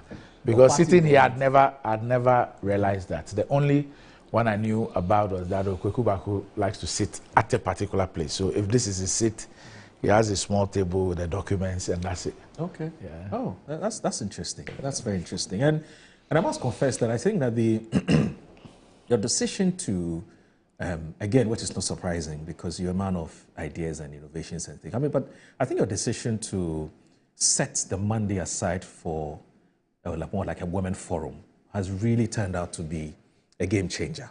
You know, now I've seen other media houses trying to copy it. So, like we say it in our local, how do you call it, pidgin.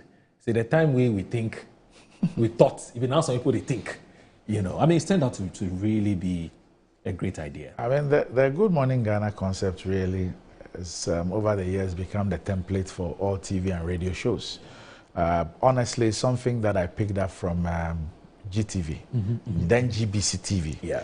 And they had this newspaper review, but it was something short, you know, and for a person like me, I didn't think that I got enough from it. And I thought that, look, there were many people like me who wanted beyond just the 5-10 minutes and wanted an in-depth analysis, not just what the newspapers were talking about, but what was actually the news, right? You know, and that is what led me to develop Good Morning Ghana, you know, and I had a discussion with Tala Fatal, and initially he was skeptical as to whether I was going to succeed or not, but later on he agreed that we should do it. And so myself and Edgar Redu, we had a lot of discussion about it, and I decided to then start a show. And then I decided to rely on my own network. Okay. So you'd realize that many of the people in my network were those who I started a show with, and then the show just blew, and almost everybody of repute as far as the space is concerned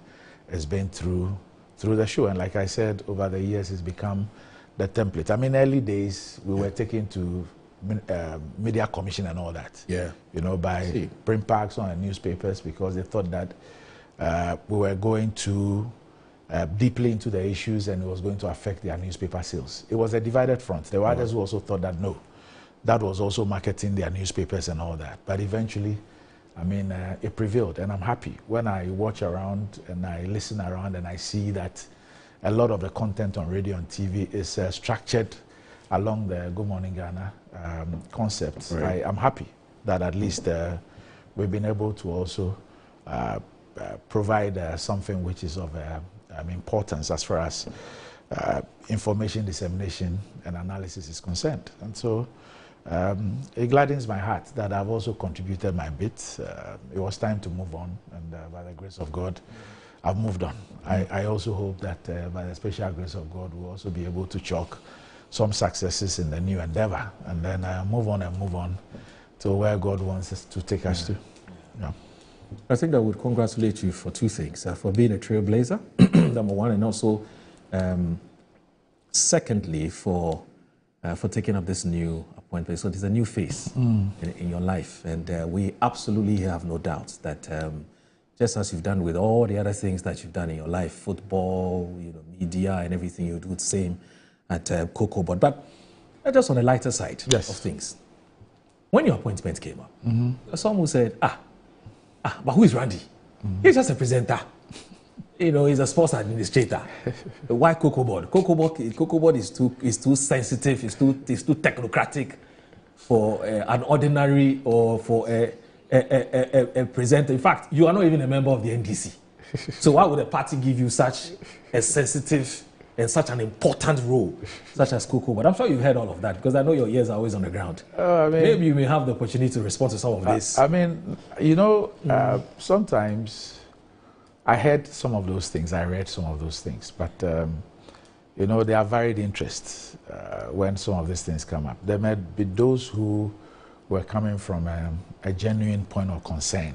Looking at the strategic nature of CocoBoard and really not knowing a lot about me. The point is that I'm not one of the people who goes around wearing all his roles and titles, on his sleeve. I remember that after my doctorate in 2019, it took about 6 months for me to agree for Metro TV to put a title on the screen, and so there are a lot of people who do not know me beyond what they see. Right. There are people who do not even know that this entire media conglomerate was being managed by me, and proud to that, I was chairing the board, and proud to that, I had been on the board. There are people who didn't know that. There are people who didn't know that I was serving on many private sector boards and chairing some of them, because I don't go around, saying those things. But the truth of the matter is that His Excellency the President is somebody who's known me for over 30 years. So if there's somebody who really knows me and knows what I'm capable of doing, it's His Excellency the President. And obviously in this second term, he is not in to joke, he's not in for games, he's in for business, he's in to make sure that he's able to reset the country and deliver on his promises to the people. And of course, in that regard, he's obviously going to put together a team that he believes can deliver. And so, yes, there might be people who genuinely, because they do not know a lot about me, might think that, this is a kind of a risk. But there are those who also will do it not out of a genuine concern, but for many other reasons. And so, you all take them in your stride. And those things should rather motivate you and make you even do much better. I meet people every day who, on the basis of what they've seen or heard in the last few months, have told me that, I was one of the people who thought that it wasn't, but now, I take back my words, or I eat back my words and all that. But for me, really, it's not a big deal. I know myself very well, and like I said, His Excellency the President knows me better than most people, and so we just need to focus on the job. It's not an easy task, so we need to focus on it, work together with my team, a team that we're building at CocoBoard. CocoBoard has a lot of expertise that we can rely on, and we've also brought in some people to blend in and then put together that team that we believe will be able to deliver. And so my focus really is on how we'll be able to turn around CocoBoard. At the end of the day, the delivery will vindicate the appointment. Right. Yes.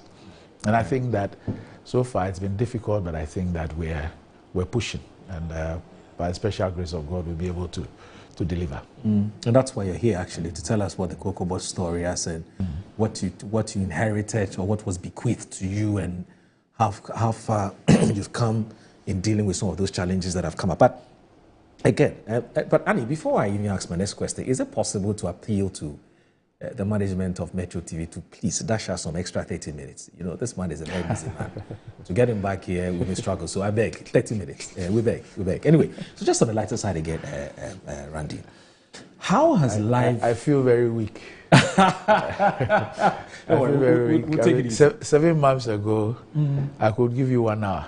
Yeah. 7 months ago, I could give you an extra 1 hour. I know. Now I can't give you even 1 second. Oh, Charlie, this is the difference between power and authority. You have power, time changes. Time changes.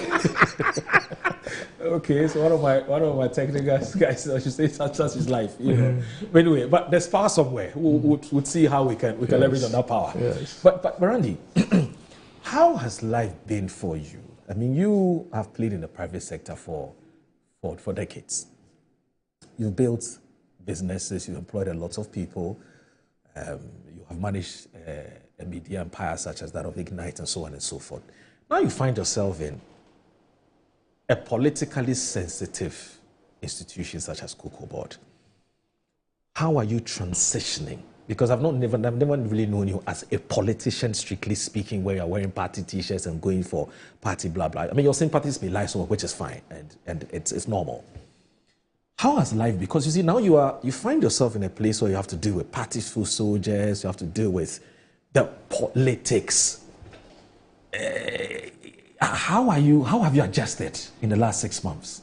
Well, I think... And because of, again, people's entitlement mentality, that anybody or everybody who's been given a position by the president, there are some people who feel they must at all costs benefit from that position, whether rightly or wrongly. How are you transitioning? I think that it's something that I've been dealing with for years. Okay. It's something I've been dealing with for years. The only thing is that the scale is much different now, and some of these things are to be expected. Everybody believes that their one vote is what provided a victory and also gave you the opportunity. And so you would have all that kind of pressure. I mean, so the pressure comes, you try as much as possible to do what you can do. You cannot deal with everything. And so you try as much as possible to deal with those that you can deal. And those that you cannot, you let it slide. So there are people who will be happy and there are people who will not be happy. Because at the end of the day, I will not be able to deal with everybody's issues. And I'll be able to try my best to do what I can do. What I've also learned is that you also need to structure. Otherwise, it becomes very intrusive and you will even not be able to do any work at all. Because from Monday to Friday, you have people coming in there and everybody believing that they have a right to have access to you. And so it's also something that you need to structure. And perhaps maybe find a particular day where you can give audience. I mean, a particular day and particular time that you can give audience to people like that, because it is also important. You need to manage that as well. And just that you need to structure in such a way that it doesn't affect the work, because the most important thing is the work. And if you look at the state of Cocoa Board, I mean, you take over a company that has a negative equity and is heavily indebted, and has a lot of issues that needs to be dealt with. So what it means is that the task is quite Herculean, and you need to devote a lot of time into delivering on that. And so you must also try and balance it so that these things do not become a distraction to the job. But it's also something that you must find a way of managing. So you manage it. The truth is that you can't do everything, and you should not even attempt to do everything. You do not have the capacity, whether it is physical, spiritual, or financial. You don't. So you can deal with what you can deal. There are some that might be pieces of advice. There are some that you might have to show them elsewhere. There are some that you'll be able to deal with. And so you need to try and identify all this and do what you can do. You can't do every single thing. I am not scared of people saying negative things about me. I mean, to the extent that my conscience is right. And I know that I could not help because I couldn't help. Sometimes when people approach you or they contact you, at the back of their minds, they think that they are the only persons who are contacting you. But there are probably 100 or 1,000 more people with the same thing. I won't be able to do for everybody. I'll do for those I can. For others, I'll not be able to do it. And unfortunately, some might be disappointed, some might get excited, but the most important thing is that it is also an area or a situation that you must find a way of dealing with. That's it. All right, but it's a tough one, isn't it? We can only wish you well. Now let's get to the main business of the day and for which reason you're here. I mean, what we've just said are peripheral issues, but it's important depending on how you look at it. So now you have a new life. I mean, I'm talking about a professional life. Now you're with Cocoa Board. Now, under normal circumstances, I'm not one of those who like to ask about what is your mandate and so on, especially if it's not a paid-for interview structured. This one is not. This one, we invited you and you're here. But I'm going to ask you this question because at some point in the conversation, you bring it up in terms of what your core mandate is and what the new, in terms of the broadening of the scope. Okay. When we say Ghana Cocoa Board, who are you? What do you do? Okay, so you're the regulator of the cocoa industry. Okay. And so you basically regulate the entire value chain.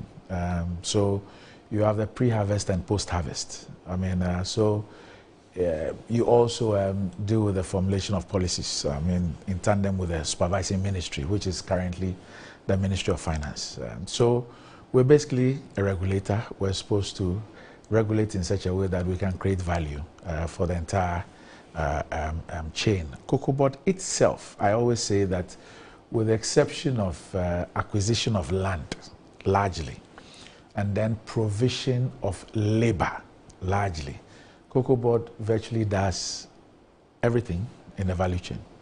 So even in determining where you can grow cocoa, you rely on Cocoa Board because it is Cocoa Board that has the land suitability map, which was created by Cocoa Research Institute, ATAFO, which is one of the divisions of Cocoa Board. You know, so the land suitability map tells you where you can grow cocoa as far as Ghana is concerned. And maybe I'll send you the map one of these days, you can put it there. So it's just the Ghana map, and then you have the color codes, and it shows you all that. So that is a guide, that in case you want to get into cocoa, that's a guide. So you don't just go and acquire land anywhere only to find out that it is not suitable for cocoa. Cocoa cannot be grown everywhere, and so you need to be guided. Cocoa Research Institute has also been there from the 30s. We came up as a result of the swollen shoot virus disease, but it's moved into doing research in many things. So although Cocoa Board currently is dealing with cocoa and to a lesser extent coffee, the Cocoa Research Institute deals with cashew, with shea, with cola, and I think there are two more, you know, and we've decided to leave it that way because that's also our contribution as far as research in agriculture is concerned. So Cocoa Research Institute does beyond cocoa and coffee. And so all those seedlings, all those new variety of seedlings and others, they are all developed from Creek. Oh, really? Yes. So for example, today, if you plant cocoa, it could fruit in between 18 months to 22 months.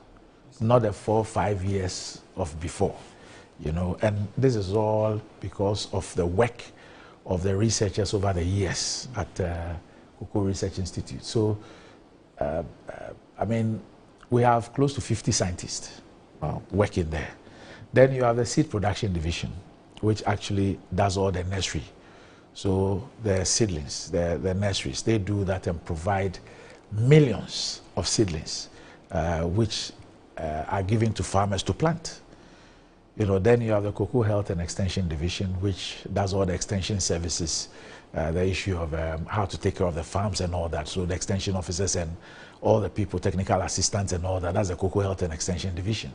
They work with the farmers to ensure that once the seeds are provided by SPD, Chair then takes over to ensure that everything is done according to right agronomic practices, you know, up until harvest. Then you have the quality control company, which is also a wholly owned subsidiary of Cocoa Board, which does the grading and sealing to ensure that the quality is right, the quantity is right, is sealed properly. And then we have the haulers who come in and do the haulage, let's say from the farm gate to our takeover centers, and from the takeover centers to the ports for shipment. Then you have the Cocoa Marketing Company, also a wholly owned subsidiary of Cocoa Board, that does the warehousing, the shipping, and the marketing. So for CMC, Cocoa Marketing Company, we have Ghana, and then we have the Cocoa Marketing Company UK, which is a London office, you know, and they are responsible for the warehousing, the shipping, and the marketing of both the beans, semi-finished and finished products.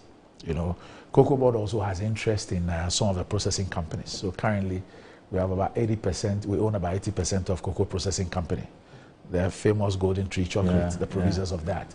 And then we also have... In fact, you actually donated some to the people of Palestine just recently. Yes, so the government of Ghana, through His Excellency the President, did that, but it is our products that the government of Ghana donated to the people of Palestine. And then, and then we also have about 40% currently, but I think that it should go up in WAMCO in Takrady, West Africa Mills Company. I see. Yes. So that's the size of Cocoa Board, and this is what Cocoa Board does. So we have pre-harvest and then post-harvest. So like I said, apart from the acquisition of land, which Cocoa Board currently does not do, and then the provision of labor on the farms, Cocoa Board does virtually everything in the value chain, you know.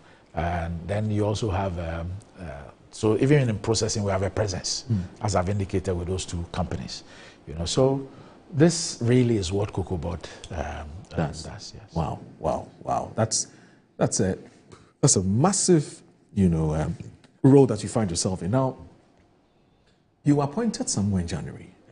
21st. 21st, right? January, yes. I think it's only legitimate that I ask you. So, since you assumed office, what have you been up to?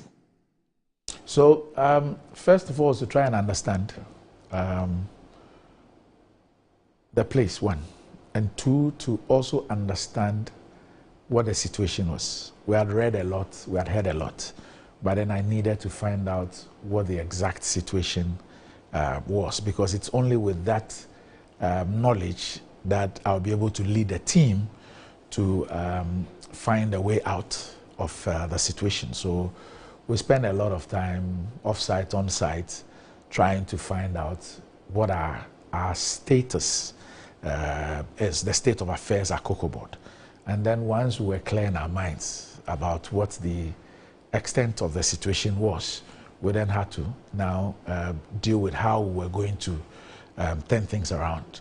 I mean, initially, I think that by the end of the third month, we were pretty sure that we had a pathway, you know. And then something significant started happening, which had to do with the exchange rate. Because in our financial modeling, we had used 15 cedis, and we thought that that was quite modest. I mean, in the Fourth Republic, my stand to be corrected, I have never seen an era where you've had the cedi make the kind of gains that we've seen. And so you would see successive governments go into a comparison of, or a comparative analysis of the depreciation of the cedi under my tenure was better than yours. You know, there is no discussion about appreciation. It is only the level of depreciation. So the argument is that during your tenure, I depreciated 300%. During my tenure, it's 270, so I'm better than you. And so looking at the historical analysis or a performance of the cedi, nobody expected that in fact you would have the cedi be the way that it is. And so we decided to use 15 cedis, although in November when the 24-25 price was fixed, 16 cedis was used as the exchange rate. So we decided to use 15, believing that we were being conservative, you know, and then only for us to see a certain shift, you know. So I went to the finance minister and I was like, you are throwing all my projections overboard. He says, please work with 12. Work with 12. I said, okay, fine.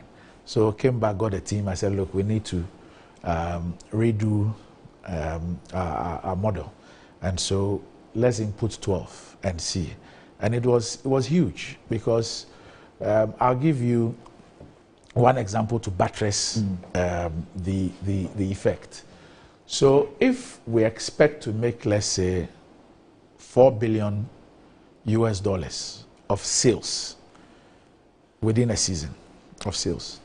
Now, when you have 5 cedis off the exchange rate, because you see, we are an exporter, and so cocoa or even the finished products are priced in dollars and are sold in US dollars. Okay. Now, when the money gets to Ghana, the central bank gives us cedis on the basis of the exchange rate by the central bank, but it is sold in US dollars. Okay. Now, so when you calculate your revenues, it is the FOB, which is in US dollars, multiplied by the exchange rate. Right. So if you use an exchange rate of 15, and the exchange rate drops to, let's say, 10, what it means is that you have 5 cedis off every dollar. And so if you're projecting to do sales of, say, $4 billion, that's 20 billion cedis off your revenue. That's no joke. Fact. That's no joke. It's 20 billion cedis off your revenue. That's the implication. So obviously, if you've done your analysis and you've done your projections, and you believe that, look, I'm using, say, 15 cedis, and I even think that 15 cedis is conservative because I met 16, and I want to allow some space as far as my modeling is concerned, so that in case there's just some stability or whatever, I still can accommodate that. So let me take a conservative figure of 15 and use that as your projection. And that 15 then tells you that, look, maybe year 1, you'll be able to retire X% of your debt. Year 2, Y, year 3, Z. And so maybe by the 4th year, you'll be able to clear the debts there. Whilst doing that, you also expect that with the revenues that are coming, you can also keep your budget quite tight and not and manage your expenditure and make sure that you don't add to the debt over the period. And so you then get excited believing that, look, in about 4 years, I can be able to wipe off the debts. I can be able to turn this thing around. I can be able to have an efficient and effective company and industry in place. Now, when you have these U margins off your projections, obviously, it throws everything out of gear. And it means that you need to now come back and remodel, try and look at various assumptions and all that. And it's not being easy. And that's what we have been working on. At the same time, you do not want the farmers to take a hit. Yes, so you would see that, you see, it's funny, this country, and I always say that it always gets funny when people, you see, there are times that people speak, and on the basis of who they are and what they are, you pardon what they say. The others that you can't pardon, and that is why it is said that to whom much is given, much is expected. And so if I listen to you, Moro, I have a certain expectation of what you should say, right, how you should analyze things, what you should communicate. I don't expect you to speak like somebody else who perhaps doesn't have the level of education, exposure, and knowledge that you have. I hope you understand what I'm saying. I get the point. Okay. So when you sit back and you listen to some of the things that are going on, and you realize that people fail or people deliberately decide that they would not even appreciate the variables that are considered in arriving at this pricing. And it is not difficult, it's very simple. Before we get there, this is a very important point you're making, but before we get there, I think it's important, as you said, to bring the viewers, or for that matter, our audience or Ghanaians, up to speed on what you inherited and what you've been doing with that inheritance that was bequeathed to you. And I'm happy you said you went there, the first thing you did was to analyze the situation and acquaint yourself with, yes, you've read and so on and so forth, but you now needed to experience it, more or less, for want of a better word. And you talked about the fact that whilst doing that, you then had our Forex dancing, you know. But before you move to the issue of why you are pricing cocoa beans at this price, and what modeling or what the basis for the computation, I still am very much interested in knowing, because you see, at the end of the day, it would help Ghanaians to appreciate why we're where we are today, even with the pricing. Did you get the point I'm making? Yes, I do. So I'm saying that please spend a bit of time, maybe another 5-10 minutes, in telling us what you inherited. All right. So we can get to where we are now. So thank you, Moro. So first of all, I'd earlier indicated that Cocoa Board had a negative equity. What does that mean? Okay, so Cocoa Board's liabilities were far in excess of its assets. So by about 1.4 billion. Oh. And so dollar. CDs. Okay. Technically speaking, it's insolvent. It's insolvent. Yeah. Technically speaking, it's insolvent. So it's an insolvent company. Right. So that's the first thing. Two, it's a company that had debts of close to 33 billion, 32 point, I think about 4 billion CDs. Okay. Now, I need to explain something with the debt. Cocoa Board had an exposure of 21 billion CDs with respect to just cocoa roads. Now, people tend to confuse it. They think that the 32.4 billion includes the 21 billion. No. The 21 billion CDs has to do with contracts, road contracts that Cocoa Board has signed. Now, in this 32.4 billion, you have 4.4 billion of cocoa roads debt. 4.4 billion. So this 4.4 billion has to do with works that have been completed and certificates issued, which were sitting at the cash office of Cocoa Board.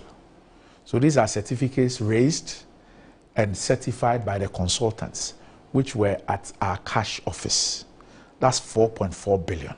So the 32.4 billion includes only 4.4 billion of certificates raised and certified sitting at the cash office of Cocoa Board. What it means is that you have an additional about 17 billion or so that you have not had certificates raised yet. But these are contracts that have been signed by Cocoa Board.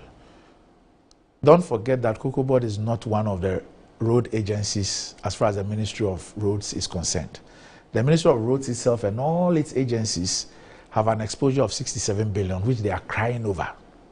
So Ministry of Roads, with all its highways, feeder roads, urban roads, and all that, they are crying over an exposure of 67 billion.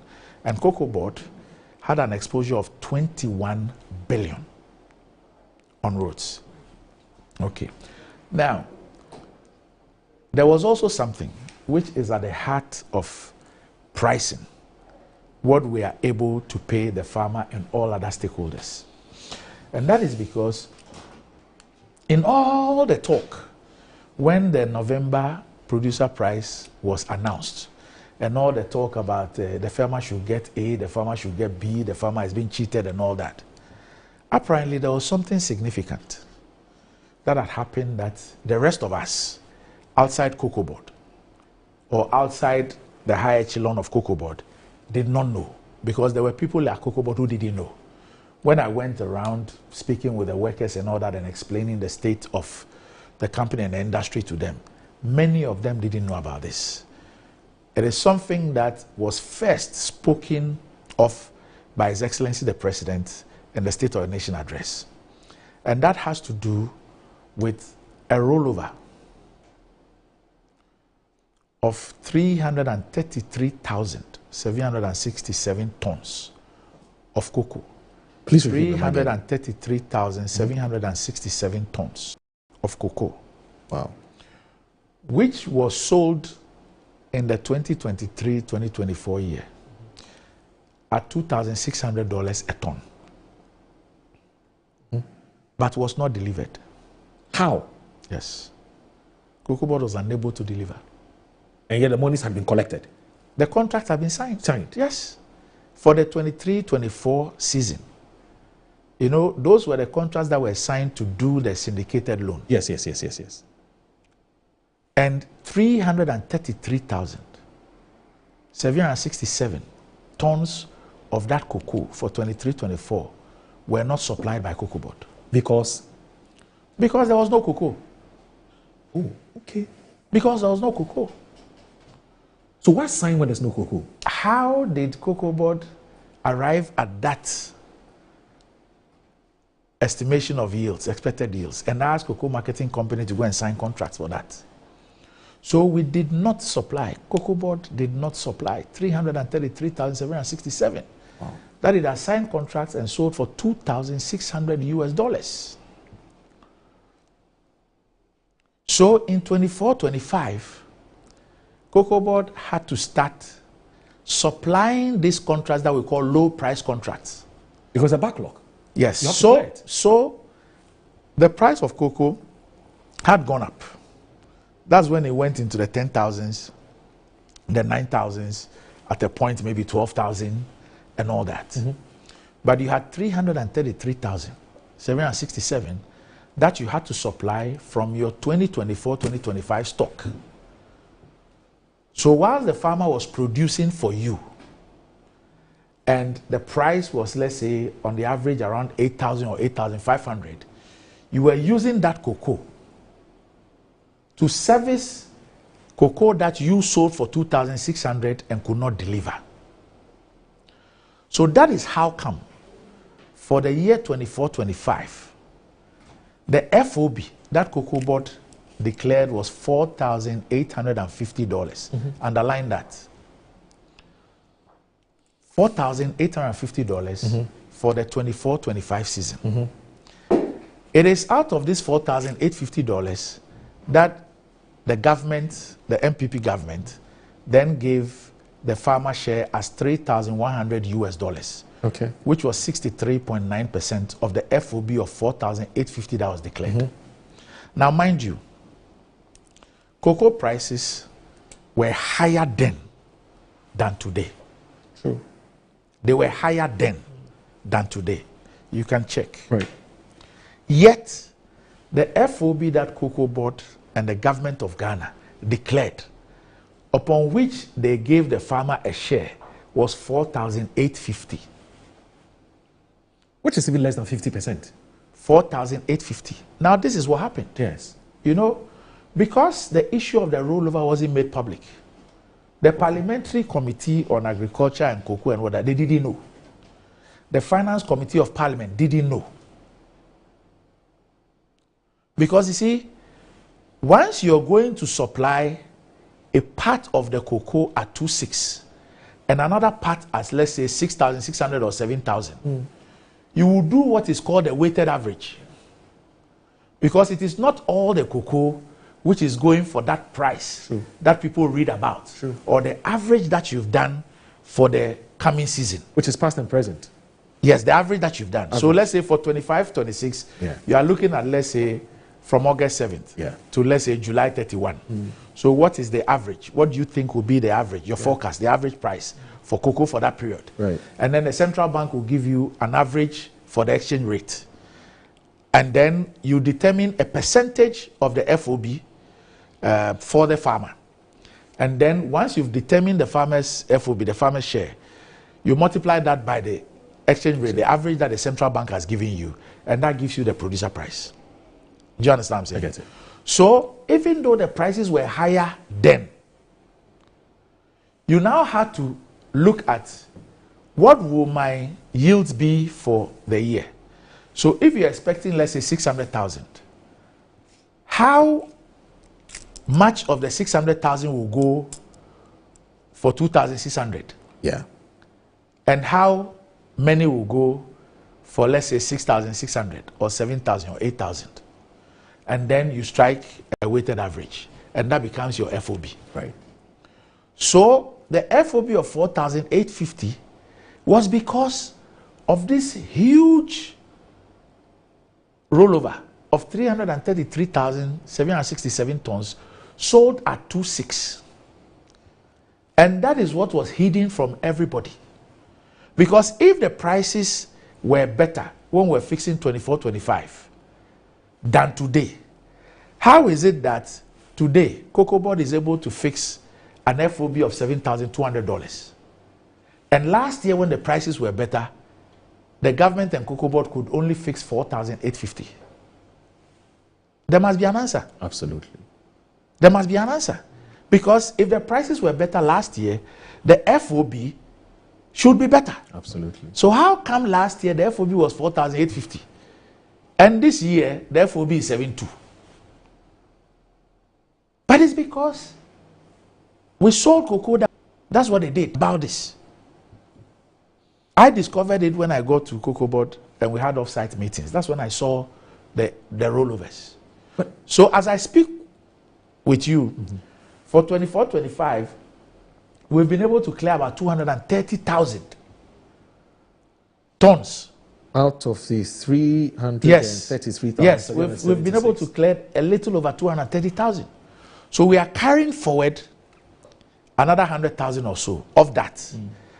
And that is what has also affected the weighted average. Yes. What it means is that even for this year, but for about 100,000 of the 2,600 that we are carrying into 25-26 to supply, we would have had a better FOB. I agree. I get it. But we now have to input the 100,000, 2,600 with, for example, maybe 500,000 FOB that we then determine the 70% which the president promised the farmers, and which is what came to the 5,040. Okay. So back to your issue. So inherited an insolvent company with a negative equity of about 1.4 billion. A company that was indebted to a tune of about 33 billion. A company that had rollover contracts, low price, 2,600, of 333,767 tons, that it had to use high-priced cocoa that is about 3 to 4 times the price to service. Yeah. This is put it in the handing over notes that was given to you for you to know about this rollover matter. Are you saying or suggesting that it didn't find any expression in the handing over notes? So my predecessor resigned before I assumed office. Yes. But when I assumed office, I saw a document, which was a handing over notes from him. Yeah. I've read from the first page to the last page. It's not there. It is not there. How? No, it's not there. Especially when this is going to impact or be factored into the FOB, as you just explained to us. It's not there. Moro, you are a journalist. Wow. I sat in this chair from Tuesday to Friday. Yes. I never heard about rollover. Oh, same here. I never heard about how this had impacted. In fact, when some of the guys in the NDC were saying that the farmer was being cheated and that the farmer deserved better, and they were looking at global prices and using that as an argument, did you ever hear Cocoa Board say that, yes, we hear you, that is the truth? However, we have a situation. We signed contracts at 2,600 and couldn't deliver 333,767 tons. And so we now have to use the high price cocoa for 24-25 to also service that. And therefore, you must use the 2.6 as against the high price to arrive at a weighted average. That is why we are not able to give the farmer what you see out there. Did you ever hear anybody tell you that? How about those who also say that this talk about rollovers is not an entirely new issue, and that in 2016, when the NPP were taking over from the first Mahama won, the same issue about rollover came up? How do you respond to that? Okay, so rollovers really won't be strange. Yes. But one, you look at the quantum. Okay. And two, you look at the impact. Right. The 2016-2017 one we were talking about was about 50,000. Right. This is the interesting thing that happened. So, and they even made noise about this, especially against Dr. Puni. So it's not 200,000? No. It's 50,000? It's about 50,000. Okay. Now, this is what happened. The prices that those contracts were signed at were better than the prices of the cocoa that was used to service them. So in that case, we used lower price cocoa to service those ones. So we made a gain. Do you have the data? Do you have the figures? I can give you that. I can give the you 2016 figures. I can give you that. It's public knowledge. Yes, That's it's fine. not. That's It's fine. I dare anybody. Okay. The cocoa that was used to service the about 50,000 rollover was priced lower than the contracts for the rollover. So then that's your gain. Yes. Yes. Interesting. That is what happened. So it's a non-issue actually.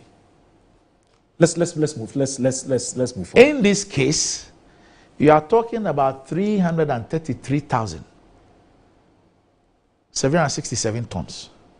And the difference in the value, you are talking about somewhere around 6,000. Do the math. Wow. Do the math. It's huge. And so my point is that when people were speaking about, oh, the farmer deserves better, when the 24-25 price came up, yes, the farmer deserved better, the farmer deserved better. They did not know that this was the reason why. In fact, nobody even knew that the declared FOB was 4,850.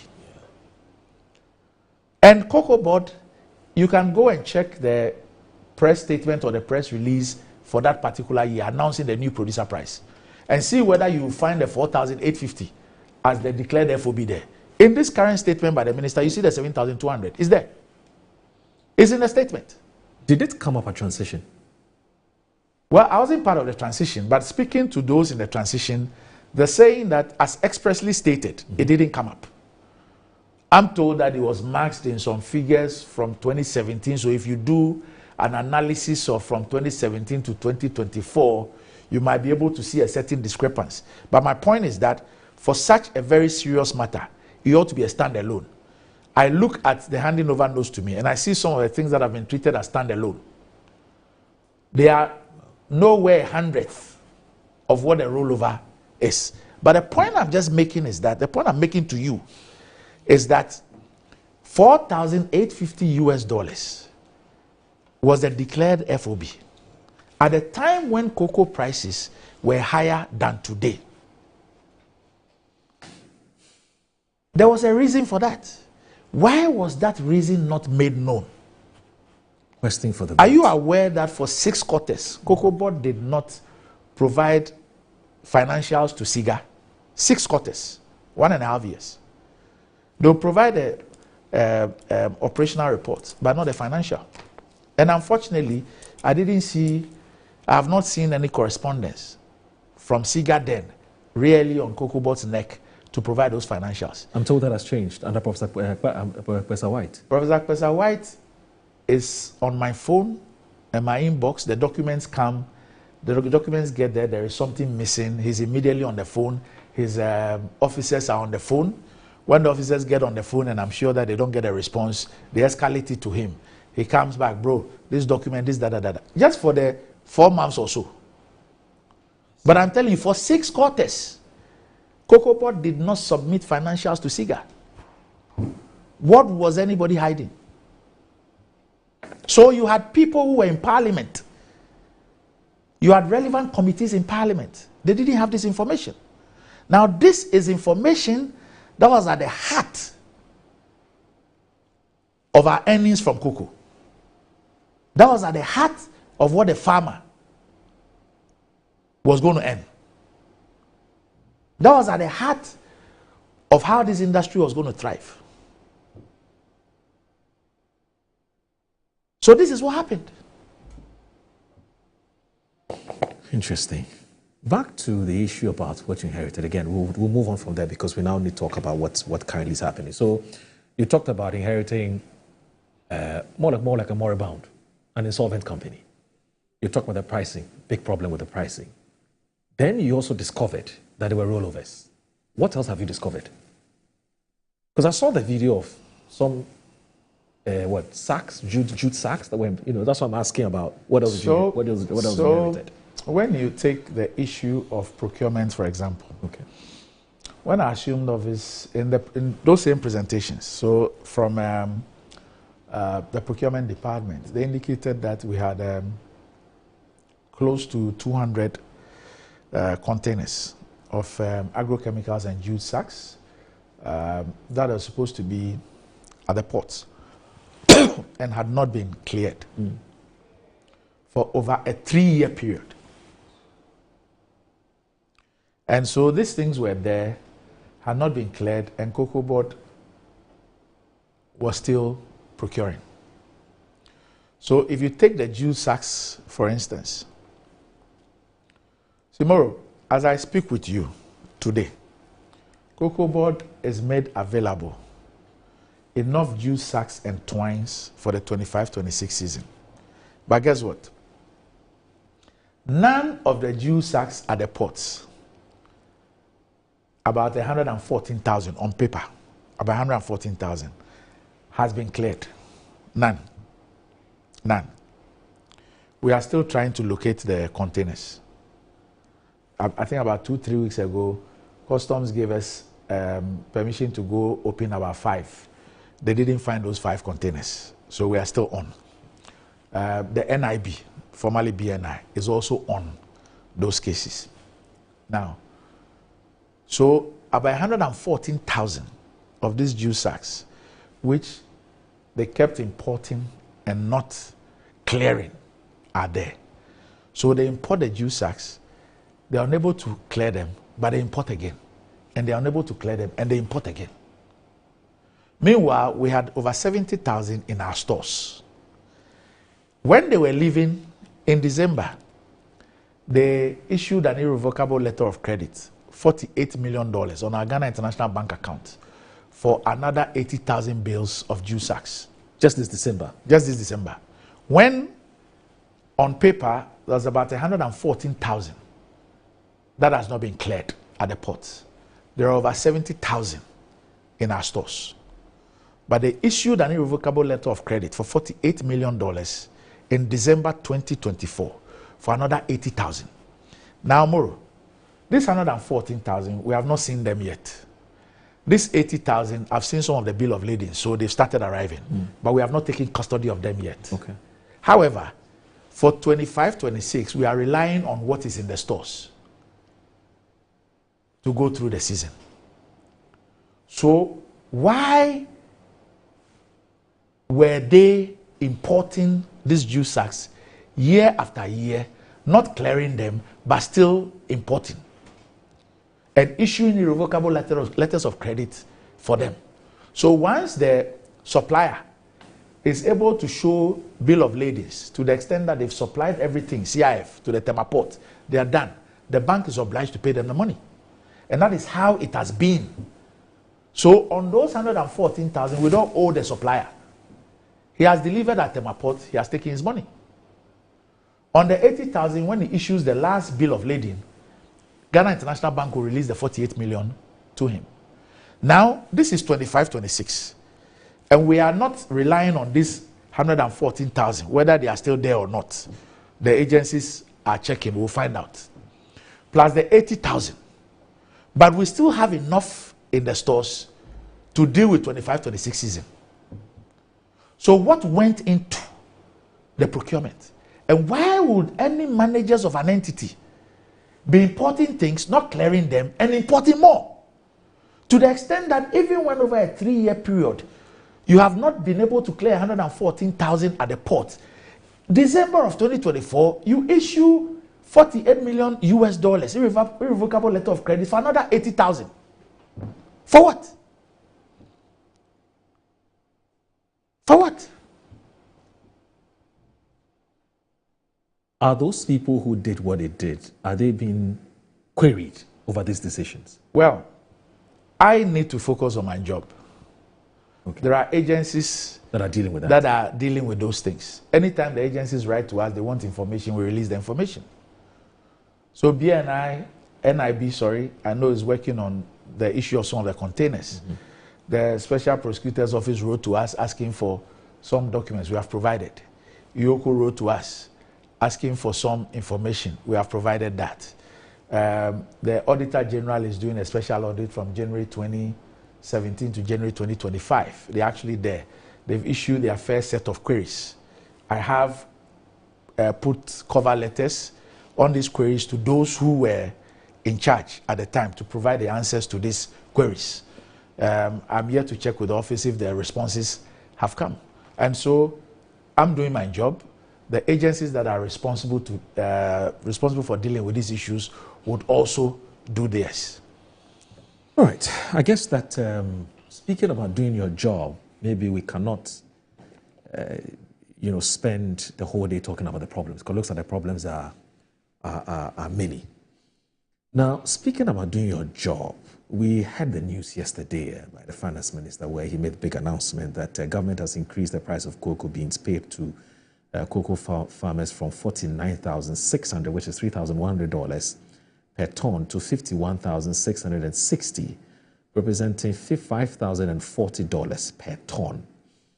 Now, we're told this means that the price per kilogram bag of cocoa beans has also increased from last year's $3,100 to $3,228.75, which is off 4.7% over the previous price. What went into the computation of the latest figures? Educate us, Doc. So we had to do, like I said, an average forecast of the price for the period. And then we had to factor in the rollover, the remaining rollover of about 100,000. And then once we did that, we then came up with a weighted average. And so the weighted average then was what was used to then determine the president's promise of 70% to the farmers. So we had a weighted average of $7,200. And like I said, but for accounting for about 100,000 of the 2,600, the weighted average would have gone up higher. But because we had to factor that in, because we will supply, we would use 25, 26 beans to supply the about 100,000. And so you need to factor that into the pricing. And so that is what brought our weighted average to 7.2. Let me repeat again that 24, 25, the FOB that was declared, the weighted average was 4,850, 4,850. This year is 7,200. So it is out of the 7,200 that we then determined the 70%, which is the pledge in the NDC manifesto and the promise that the president made to the farmers and what he repeated during his tour recently. And so that is what came to the 5,040. So you have a situation where 24, 25, it was $3,100 US. And then for 25, 26, it's $5,040 US. That's close to 2,000 US more. Mm. Now, there's also something significant that happened prior to this. The $3,100, when the exchange rate fell to an average of about 10, so let's say 10.25, an average, the cocoa farmer, on the basis of the 3,100, that was fixed for 24-25, we should have been paying the farmer 1,986 cedis a bag. Mm-hmm. 1,986 cedis a bag, and 31,775 cedis a ton. Right. That is what Cocoa Board should have instructed the LBCs to pay the farmers for the cocoa that they purchase. Based on the 10.25? Yes, because how the rate is determined on the basis of the FOB, the farmer share of FOB, which is in US dollars, right, multiplied by the exchange rate. Now, Moro, let me ask you a question. Is the dollar at 10.25 better for the Ghanaian or worse for the Ghanaian? It depends on where you stand. I mean, if you're an exporter, you may cry. Even though, I must admit, that at the end of the day, you must also look at your purchasing power. So I'm saying that generally. So no, but generally it's good for Ghana. Yes. Yes, I mean, is a stronger currency better or not? Of course, it's better for Ghanaians. Okay. Yes. So because when I hear some of the arguments, it is as if a stronger currency is not good for Ghana. Right. You can't eat your cake and have it. You cannot eat your cake and have it. Something must give. So I'm saying that people are making it look as if $5,040 is worse than $3,100. Because if we're going by the $3,100, price per bag will be $1,986. And in fact, from April, that is what we should have been giving the farmer. Yeah. $1,986 a bag. Is His Excellency the President who stepped in and said that no. Continue to pay the farmer the $3,100 a bag and the $49,600 a ton. So for me as Cocoa Board, I did analysis and showed. So the farmer share was 63.9%. 63.9%. And the rest of the stakeholders then had 36.1%. So here you are talking about the buyer's margin, the haulers, the grading and sealing, the warehousing and shipping, marketing. You're talking about farmer support and all that. That is all what was the 36.1%. Now, by virtue of the decision by His Excellency the President not to allow us to pay the farmer $1,986 per bag, which is what the $3,100 was when the exchange rate, the Ghana cedi, improved. The farmer share moved from 63.9% to 99.80%. And the 36.1% shrank to 0.20%. Whoa. So when I meet stakeholders, what I tell them is that we don't even have enough to buy water. And so government was actually subsidizing the farmer for about 1,114 cedis, if my math is right. 1,114 cedis per bag. Yeah. For all that period. Because per the 3-1, 1,986 is what should have gone to the farmer. So there was a subsidy of 1,114 cedis on every bag until the 24-25 season ended on the 24th of July. And now the farmer share has moved from $3,100 to $5,040, even though the prices in 24 were higher than the prices today. Yeah. And of course, the average for the season. Although that was higher. We're declaring an FOB of 7.2 as against 4,850, which was declared.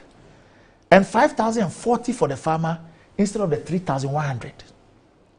By virtue of a stronger currency, that 5,040 then translates to the 51,000 something, and then the 3,228 for a bag. Yeah. But the truth is that the bag should be 1,986, going by the exchange rate. I get it. From April, it should be 1,986. So we should be looking at from 1,986 to 3,228. Yes.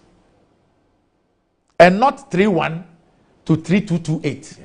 It remained 3.1 because His Excellency the President took a decision to subsidize the cocoa farmer at the expense of all the margins. And in fact, let me also applaud all the stakeholders, because for us to be able to give the farmer 70%, all the stakeholders, the LBCs, the transporters, that's the hauliers, everybody else, quality control, the grading and sealing, warehousing, marketing, everybody, and Cocoa Board itself, all the stakeholders agreed to remain on the same fees and margins of 24-25. Which is a sacrifice. Because if we had done any adjustments, the farmer will not be able to get a 70%. And then you would have to find other ways or other so means everybody at the table, at the technical committee meeting, the technical committee of the PPRC, where you have 4 farmers. You have the transporters. You have the license buying companies. You have ISE, Institute of Statistical Research. You have Bank of Ghana. You have the Ministry of Finance. Everybody there. That is where you look at all the variables, and then the analysis is done and the decision is taken, which will be the recommendation to the PPRC. Okay. And the PPRC is the one that the minister chairs, and I'm a member. Okay. But the recommendation comes from the technical committee. They meet first, and they will look at all the variables, and on the basis of that, they do they make a recommendation to the PPRC. So all these stakeholders decided that they will make a sacrifice and stick to the margins that they were all entitled to in 24-25. Yeah. So that we will be able to get the farmer the 70%. With the proviso that, if things were to improve, and I put improve in inverted commas, because improve might mean that the exchange rate goes to, let's say, 12. Right. And then on the basis of that, you say that you can do a little adjustment. Yes. Yes. Or maybe the price remains the same and your production goes to maybe 800,000. Then you can say that on the basis of this huge gap, we can do some adjustments for you who didn't take anything. But the truth of the matter is that everybody else, apart from the farmer, is on the same fee and margin as was in 24-25. It's only the farmer that has moved. Let me ask you a question which, again, my job here, my role here is to play the devil's advocate. Whether I believe in it or not is another matter. How about those who say that at the end of the day, what does the farmer take home? Before you made this adjustment, the farmer was taking about 49,000 cedis per 64 kg. Now you've increased it to some 50-something thousand. What it means is that really and truly, the increment is some 100 and something, cedis increment. And so the farmer today, based on their layman's understanding of what should come to them at the end of the day, and also based on the comment that the finance ministers made in opposition, that farmer should be taking far more. And they don't care, really, whether the exchange rate is at 10.25, whether it's at 12, whether it's at 16, they don't care. What they care is what comes to them at the end of the day.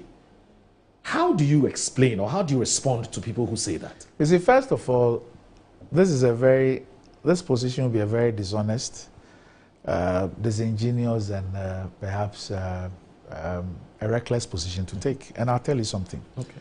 You see, the fact that we refer to people as farmers does not mean that they lack the capacity to analyze and think. And I find it quite insulting when people create the impression that the farmers don't know or they don't understand. Those who try not to know and understand are those who monies have been spent on them to go to school. And for reasons known to themselves, decide that they will not know and understand.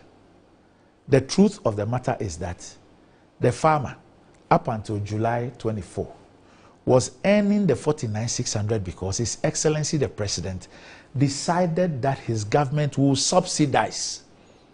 Because what the farmer should have been earning from the second quarter of this year was 31,775. That was the CD equivalent of the $3,100 that the farmer was giving for 24-25. The farmer took the 49,600 and 3,100 per bag up until the season ended because His Excellency the President John Dramani Mahama decided that he will subsidize the farmer by 1,114 cedis per bag. But for that decision, the farmer would have been earning 1,986 per bag. Yes. So when anybody who claims or who the evidence shows has had education and has had exposure and is enlightened and intends to speak in the public space decides to do a comparison, the 10.25 as an exchange rate didn't start today. It's been an exchange rate since some 4 months ago. So when you decide to apply that, you should apply that by the 3-1 and tell yourself that from, say, April, The farmer should have been given 1,986 cedis per bag. But His Excellency the President John Dramani Mahama decided that no, I want to provide a subsidy for the remainder of the season. And so a subsidy of 1,114 cedis provided to enable the farmer continue to enjoy the 3,100 cedis instead of 1,986 cedis. These are the facts. And so you don't do a comparison of 3,100 cedis to 3,220 something cedis. Those who make that comparison know what they are about. They know what they are doing. Insulting farmers. Right. Farms interacted with them. I've had debates with the farmers and all stakeholders at every place that I've gone to. I have spoken to them. I have listened to them. There are some of them around. They understand what is going on. I've had debates with the farmers and all stakeholders at every place that I've gone to. I have spoken to them. I have listened to them. There are some of them around. They understand what is going on. They know what they are doing. They will tell you about a comparison between Ghana and Cote d'Ivoire. And they will tell you that today, the 51,000 something yes to Cote d'Ivoire, which is at about 30, less than 40,000. Far less than 40,000. They will be able to tell you that. That if they compare themselves to Cote d'Ivoire, this is where it is. So they know. The farmers are aware. The farmers are aware that His Excellency the President has provided them a subsidy for the period of the 24-25 season, that the exchange rate, the cedi gained strength over the US dollar. They know that. There are people who have decided that yes, they will play mischief, they will get into the arena and all that. This issue of what somebody said previously, I asked you, who in this country, all the people in parliament, even those who served in government, how many of them knew that there was a rollover and that those rollovers were priced at 2,600? And that is what determined the weighted average of 24-25, 4,850. For which reason, although cocoa prices were higher then than now, the farmer was getting $3,100. And will anybody tell me that they prefer the cedi to be 16 cedis than 10.25? Maybe some people want. So they should come out and say that. Yes, maybe some people that we prefer the cedi to be 16 cedis than 10.25. Because if you apply that is 16, that is how Ghana will develop. They should tell us that. Yes, because if you apply that 16 by this same $5,040, that's almost 800. That's about 80,600. Yes. If the exchange rate was 16, it would be 80,600. Maybe some people. So ask yourself. So that's why I asked you the question: is Ghana better off with a stronger currency or a weaker currency? I think the answer is obvious. Yes. Let's look at some other things that you've done, Randy. So, again, we learned from the statement that you issued that you are reintroducing the free cocoa fertilizer program. Why? So, under the NDC administration, the previous administration, John Mahama's administration, the fertilizer was for free. It was when the MPP took over that they decided that it will be free. It will be subsidized. So the farmers must pay part. 50% is yes, and then they couldn't take the money. They couldn't take the money. But Ken Ferrata mentioned a whopping 270 million, which was supposed to be allocated for the subsidies. I'm saying that what the farmers were supposed to pay. And you know this for a fact. Oh, but I am the chief executive of Cocoa Board. Wow. I see the books. I see the books. So there were no subsidies. I'm saying that whatever they gave, the collection, they couldn't take it. And you also had an issue, you see, you also have an issue with the issue of application. There's a cost barrier. Yes. Will the cost barrier then affect the ability of some farmers to purchase in the quantities that are required in order to apply for the yields that are expected? So it's a cost-benefit analysis. So there's a government that takes the view that, look, no, if we want this level of yields, if we want this quality of the crop, because you see, we even have main crop and light crop, and it is really about the size of the bean.